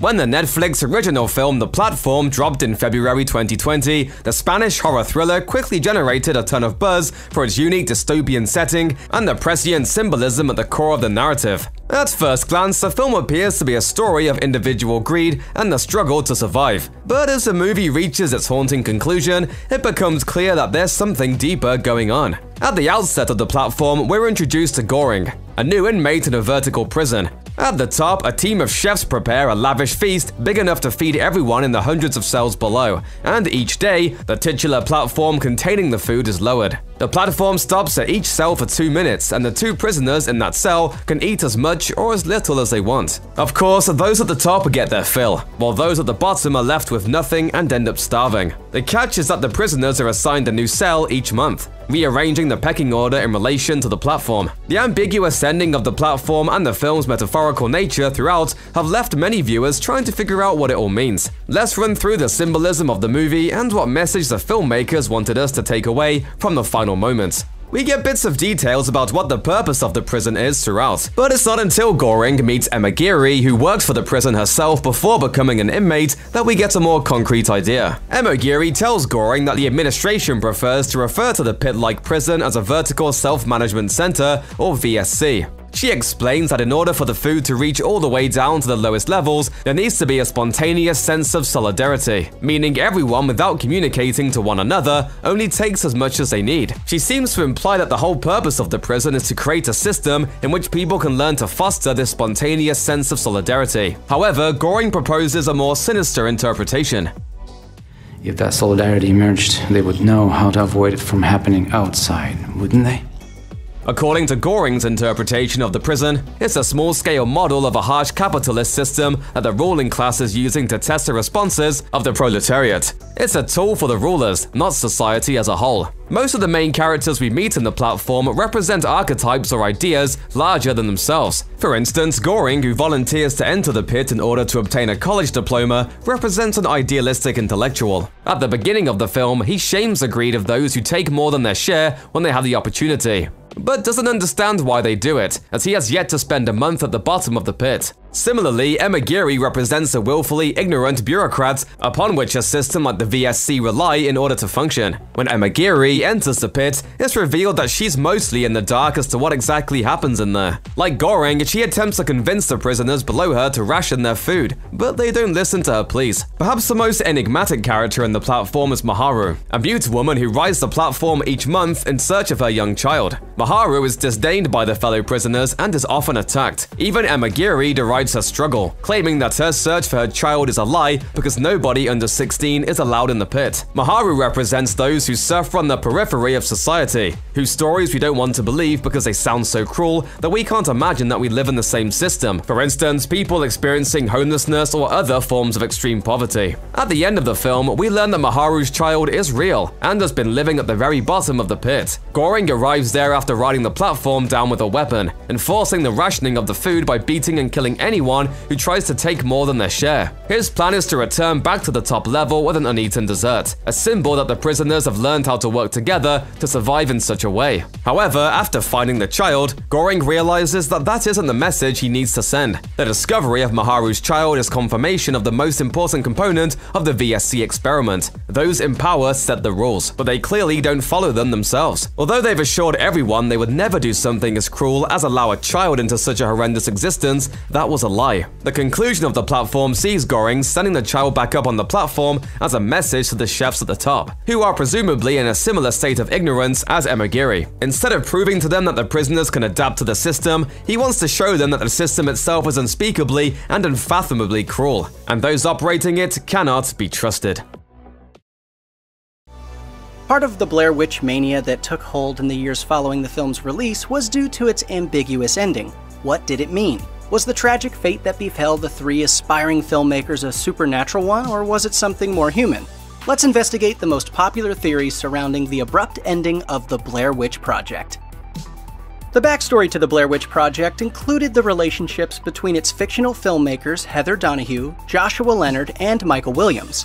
Josh's backstory included a previous relationship with Heather, and they'd worked together on a few documentaries prior to Blair Witch. This makes it all the more upsetting for Heather when Josh vanishes from their tent after a particularly depressing day when the group hiked for hours only to end up in the same place. Mike and Heather's first night alone turns even darker when they hear Josh screaming in agony but can't locate him. Josh! Is it over here? No, it's over here. Production designer Ben Rock explained that Josh had been taken to record the screams in a studio, and they were then played for Heather and Michael in the woods. Heather wakes up to find a strange bundle of sticks outside of her tent. Inside the bundle was a swatch of Josh's actual flannel shirt, a lock of his hair, and what was meant to be Josh's teeth, which Rock confirmed were actual human teeth that producer Greg Hale got from a dentist. The bundle also ties the torture of Josh to other Blair Witch mythology, which claims that in 1825, a 10-year-old child was seen being pulled into Tappy East Creek near Burkittsville, Maryland. The film's website explains that her body was never recovered, and 13 days after the drowning, the creek is clogged with oily bundles of sticks. On the second night following Josh's disappearance, Heather and Mike come to a strange house in the woods. The film's directors and writers Daniel Myrick and Eduardo Sanchez explained that according to Blair Witch lore, something really dramatic happens in those woods every 40 to 50 years. The timeline of the lore begins in 1785, when Ellie Kedward is accused of witchcraft by a group of children. Kedward is found guilty and banished to the woods to die during a harsh winter. Following this event, strange events take place in the woods, including the modern case of the Burkittsville 7. In 1940, 7 children were reported missing from the town of Burkittsville, formerly known as Blair, and are found buried in the cellar of town resident Rustin Parr. Parr is later executed for his crimes based on the testimony of Kyle Brody, a child who managed to escape. These deaths are mentioned early in the Blair Witch Project, when Heather interviews locals about the legend. In describing that part of the shoot, Sanchez confirmed that the house was meant to be Parr's house. In both the Blair Witch documentaries within the movie, Parr confesses to the killings. Mr. Parr, why those 7 children? That's what the voices told me. That voice was, by all accounts, the Blair Witch. Mike charges into the Parr house while recording, yelling to Josh and encouraging Heather to follow him.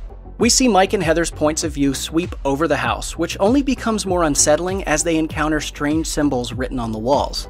The symbols are from an alphabet known as Transitus Fluvii, which is from a book of occult philosophy that's supposedly practiced by, you guessed it, witches. Ben Rock confirmed that the creative team on the Blair Witch Project used this to decorate the Parr house. The letters also pop up in the sci-fi fictional special The Curse of the Blair Witch, which was aired to promote the release of the Blair Witch Project during The Tale of Coffin Rock. The mythology explains that Coffin Rock is the site where a search party sent out after a missing girl in 1886 were brutally killed, according to the film archivist Chris Carrasco in The Curse of the Blair Witch. The strange symbols aren't the only creepy image decorating Parr's house. Heather and Mike's cameras revealed dozens of child-size handprints all over the crumbling walls. These were obviously left behind by Parr's victims, all of which were children. Rock said, Dan had the idea for the kids' handprints from one time he'd gone to someone's filthy house and their dogs had made a giant black smear at dog height throughout the house. For the actual movie, the handprints were made using black paint applied to the hands of art director Ricardo Moreno's young nephews. It's one of the most memorable moments from the Blair Witch Project, along with Heather's up-the-nose camera confession. After running downstairs, Heather's camera swings around to reveal Mike standing in the corner of the basement with his back to her. Despite her blood-curdling screams, he doesn't move. This final frame of the film left audiences scratching their heads, leaving Artisan Entertainment, the company that purchased the Blair Witch Project at the Sundance Film Festival only hours after its debut for $1.1 million, afraid that the ending was too confusing. Myrick later told Entertainment Weekly, "When we screened it, people were overwhelmingly confused. However, when asked if they were scared, 19 out of 20 hands went up." Originally, there was no explanation for why Mike remained frozen in the corner. Under pressure from Artisan, the team did some reshoots in Maryland and added interviews in which townspeople talk about Rustin Parr and the disappearance of the original Burkittsville 7. The interviews alluded to the idea that Parr made the children face the wall so as to not witness the horrors inflicted on their fellow victims. So what really happened in the end? There's no definitive answer, and the filmmakers intended it that way. Director Eduardo Sanchez said, "There's no rhyme or reason to what's happening in those woods. You were never meant to know." One theory suggests the filmmakers are actually victims of the Burkittsville townspeople. After 2 nights in the woods, Heather and Josh discuss the unexplained sounds they've been hearing at night, saying, "And nobody knows we're out here." Yeah, but you ever see Deliverance? Referring to the 1972 film Deliverance, in which a group of men are stalked in the woods by deranged locals. In a deleted scene included on the Blair Witch DVD release, Josh proposes that locals they encountered in town during filming are making a game of stalking the team, and that this is the cause of the strange incidents. Fans of this theory suggest Mike is standing in the corner at the end because he's being held at gunpoint by an unseen person, while Heather is then knocked out. Others say that Mary Brown, the strange woman interviewed at the start of the film, is one of these people, as the wooden gate to her mobile home looks similar to both the stick figures and the bundle of Josh's teeth. Another popular fan theory is that Josh either lost his mind and killed Mike and Heather, or that Mike and Josh both conspired to kill Heather together. The number of people crewing the documentary shoot also seems suspiciously small. Most camera operators use assistants, as refilling a 16mm camera is an involved process and would be challenging for amateurs shooting in the woods at night, not to mention how heavy all that equipment would be to carry. Did Josh and Mike purposely go into the woods with Heather alone because they had more sinister motives? Heather's diary, recovered under a 100-year-old cabin by an archaeology class a year after the filmmakers went missing, has some interesting notes on the behavior of her crew. The journal details suspicions that Mike and Josh aren't sleeping. The creative team, when describing how they communicated with the actors to avoid direct contact, explained that one of their notes read, "Josh is slowly losing his mind." Mike also admits to throwing away the team's map in what can only be a possible act of sabotage. A deleted scene reveals that Josh actually crumpled up the map and threw it on the ground before Mike destroyed it, meaning both men were lying to Heather about not knowing its whereabouts. In The Curse of the Blair Witch, it's explained that Rustin Parr's house was burned by townspeople following his arrest. So how were Mike and Heather able to run around a house that had been burned to the ground in the 1940s? How is it that the filmmakers walk south from a river for hours only to end up in the same place? Heather's journal reads, "I had the compass out all day. All three of us checked it every 5 minutes. We were going south all day." There's also the strange fact that the equipment and footage was found in the colonial-era foundations of a burned-down house. David Mercer, the archaeology professor who led his class to the site, explains that even a forensic expert could not have placed those items without leaving signs of disturbance. The time warp theory contends that Heather, Mike, and Josh hiked into an area of the woods where time is altered, leading them to hike in circles and to a time when Parr's house is still standing, and that it was Parr who killed Heather there while ordering Mike to stand in the corner. This theory is connected to 2016's Blair Witch film, which wasn't made by the original filmmakers, but has a concept supported in the Blair Witch canon. In the original pitch video for the 1999 movie shown on the show Split Screen, narration explains that sections of the Black Hills area are lost in time. Once entered, there is no way out. Of all the endings suggested by fans over the years, the interpretation with the most evidence is that the Blair Witch, or a spirit associated with her, possessed the filmmakers. This led them astray and turned them against each other, or used unseen figures to dispose of them. Producer Greg Hale explains, "Kedward actually wasn't a witch, but she did a couple of things that kind of made people suspect her. He told Screen Rant that Kedward was blamed for witchcraft, and after being banished to the woods, quote, she kind of became the conduit for this thing, as did Rustin Parr in the 40s. Sanchez often refers to this power as the Entity, which possibly predates human history, and notes, but the responsibility for triggering the evil falls on human shoulders eventually." And the film itself depicts some possible supernatural events. Mike is screaming loudly as he runs through Parr's house in the final minutes of the film, when suddenly his voice cuts off. That leaves us with the knowledge that whatever lured Mike and Heather into the house was capable of controlling Mike silently. Hale implied that the entity doesn't only use Kedward to carry out its evil deeds, saying, "It just looks for a way to affect people and do things." In one interview with the townspeople, a resident says what Rustin Parr did with his victims, stating, He took the kids down in the basement by twos, and he made one face into the corner. Really? And then he would kill the other one. Just when you think you've got the Blair Witch Project figured out, it manages to throw you another curveball. For all the talk of an entity possessing Ellie Kedward, Rustin Parr, or any of the other figures who might be responsible for torturing the missing filmmakers, the initial Burkittsville 7 goes unmentioned. Rock gave the inside scoop to Dread Central a few years ago. Much debate had gone into the ending of the film throughout the process. And the final compromise concept was that the children Rustin Parr had killed would have done this. So after Heather's camera went down, those of us outside the house were to run in and gingerly run around as if we were children who'd been freed. And when we did, Heather made that final scream you hear in the movie, that guttural manifestation, and we all ran into the middle of the house and ran around on the wood floor like idiots. Give us the possession theories all day long. We draw the line at creepy spirit children for our own well-being. Don't like that conclusion? Several years ago, Sanchez and Myrick confirmed that when Artisan pressured them to change the film's ending to make it more definitive, they ended up shooting 4 alternate versions that were never used. These very unsubtle alternate endings range from seeing Mike surrounded by stickman figures to him being hanged or crucified. They're pretty universally reviled, so it's a good thing Artisan decided to trust the instincts of their filmmakers. Myrick said, "What makes us fearful is something that's out of the ordinary, unexplained. The first ending kept the audience off balance. It challenged our real-world conventions, and that's what really made it scary. 2008's The Strangers was a simple story of a random home invasion that resonated with audiences worldwide. While its box office performance warranted a sequel, no one thought it would take nearly 10 years to happen. But now The Strangers have returned, and though they might be in a new setting with a new cast, the threat the invaders present remains the same. The Strangers Prey at Night follows a family of 4, parents Cindy and Mike, their son Luke, and their daughter Kinsey. When they set off to visit relatives in a countryside trailer park, their vacation turns to terror when a trio of masked invaders descends on the family with murder on their minds. Now that we're all safe at home, let's break down the ending of The Strangers Prey at Night. Spoilers ahead. The pool is closed.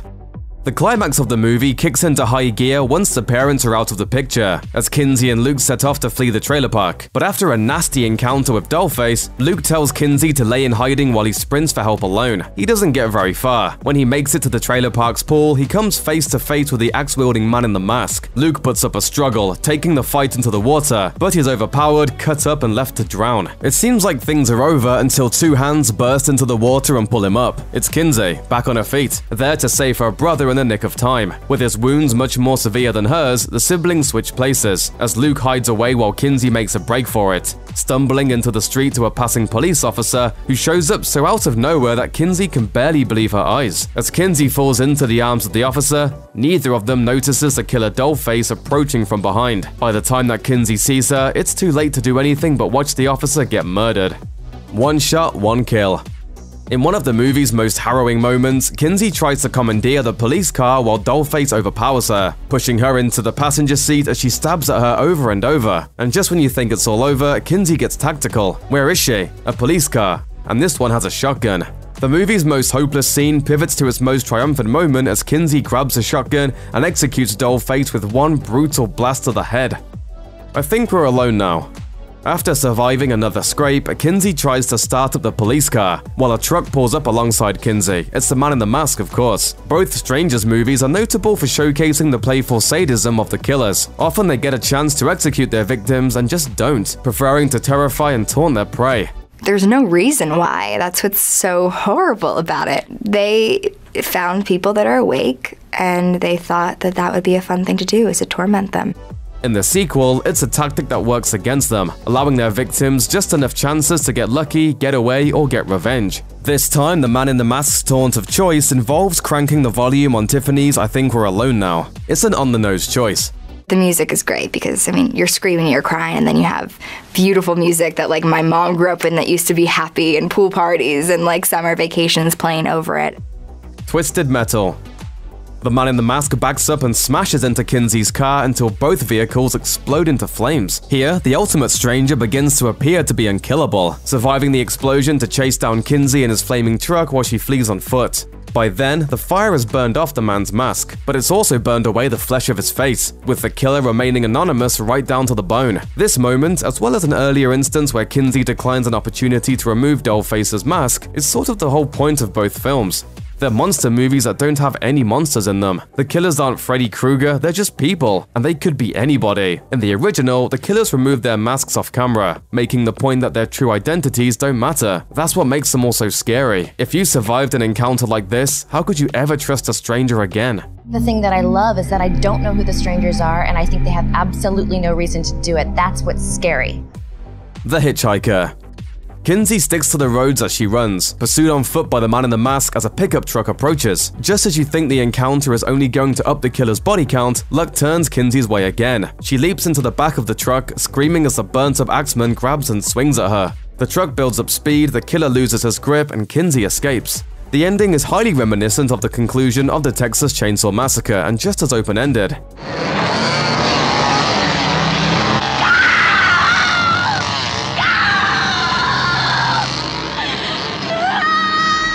While Texas Chainsaw cuts to credits at that point, The Strangers Prey at Night continues, and that's when things get ambiguous. The bittersweet end. The movie ends on the reveal that Kinsey's escape led to Luke's rescue, with the newly orphaned siblings reunited and alive in a dark hospital room. Save for the machines, the room is silent, until there's a knock at the door. Kinsey doesn't panic, but she's paralyzed. Someone's outside the door. A stranger? But is it really a killer? You lock him out? The truth doesn't really matter. The ending is a metaphor for trauma and the lasting effects that a horrifying experience can have on a person's psyche. What did her family do to deserve this torment? Nothing. And nothing they could have done would have prevented it. Why are you doing this to us? Because you were home. The fate of her family was tied to the whims of 3 strangers, and at least one of them could still be out there. The knock at the door is probably a nurse, a doctor, a family friend, but after this experience, no matter what, Kinsey can never put her trust in the kindness of strangers again. So, you went and saw Suspiria. Maybe you even sat through the whole thing. This 2.5-hour journey is definitely not the sort of movie-going experience that goes down well for everybody. We're sure you have a few questions. Around Suspiria's midpoint, Madame Blanc, the Marcos Dance Company's top instructor, begins to develop a new dance concept centering around the theme of rebirth. By then, we're well aware that the company is secretly a front for an ancient coven of witches who seem to be violently sacrificing young dancers for nefarious reasons. While the details of Blanc's plans aren't made totally explicit, her proposal heavily implies that the dance will be used to resurrect the coven's ailing leader, the witch called Mother Marcos. It also looks like the feat will require a human sacrifice. It's implied that the coven tried the ritual before with the dancer Patricia, played by Chloe Grace Moretz, but something about the ceremony went wrong, leaving Marcos near death and Patricia's whereabouts unknown. When audiences first meet Susie Banyan, played by Dakota Johnson, she evokes a lot of sympathy. Her sheltered upbringing and self-taught dance talents serve to make her a protagonist we can root for, and we spend most of the movie scared about what's going to happen to her. The witches of the coven clearly regard her as a sacrifice in the making, all but licking their teeth at the idea of offering her up as part of some deadly ritual. Of course, by the time we get to the end of the movie, well, joke's on them, right? Come to find out, Susie is actually a reborn ancient witch by the name of Mother Suspiriorum, one of the oldest witches in existence who was central to the founding of the occult company. As Susie's staunchly religious birth mother later claims on her deathbed, Susie is not a daughter that she loves, but instead her greatest sin. It's a devastatingly mean thing to say about one's child, but she's also kind of right. By the end of the movie, Susie is no babe in the woods, but instead a force of ageless power who is finally returning to life to lead a league of witches, even if she's not entirely aware of her identity when the movie begins.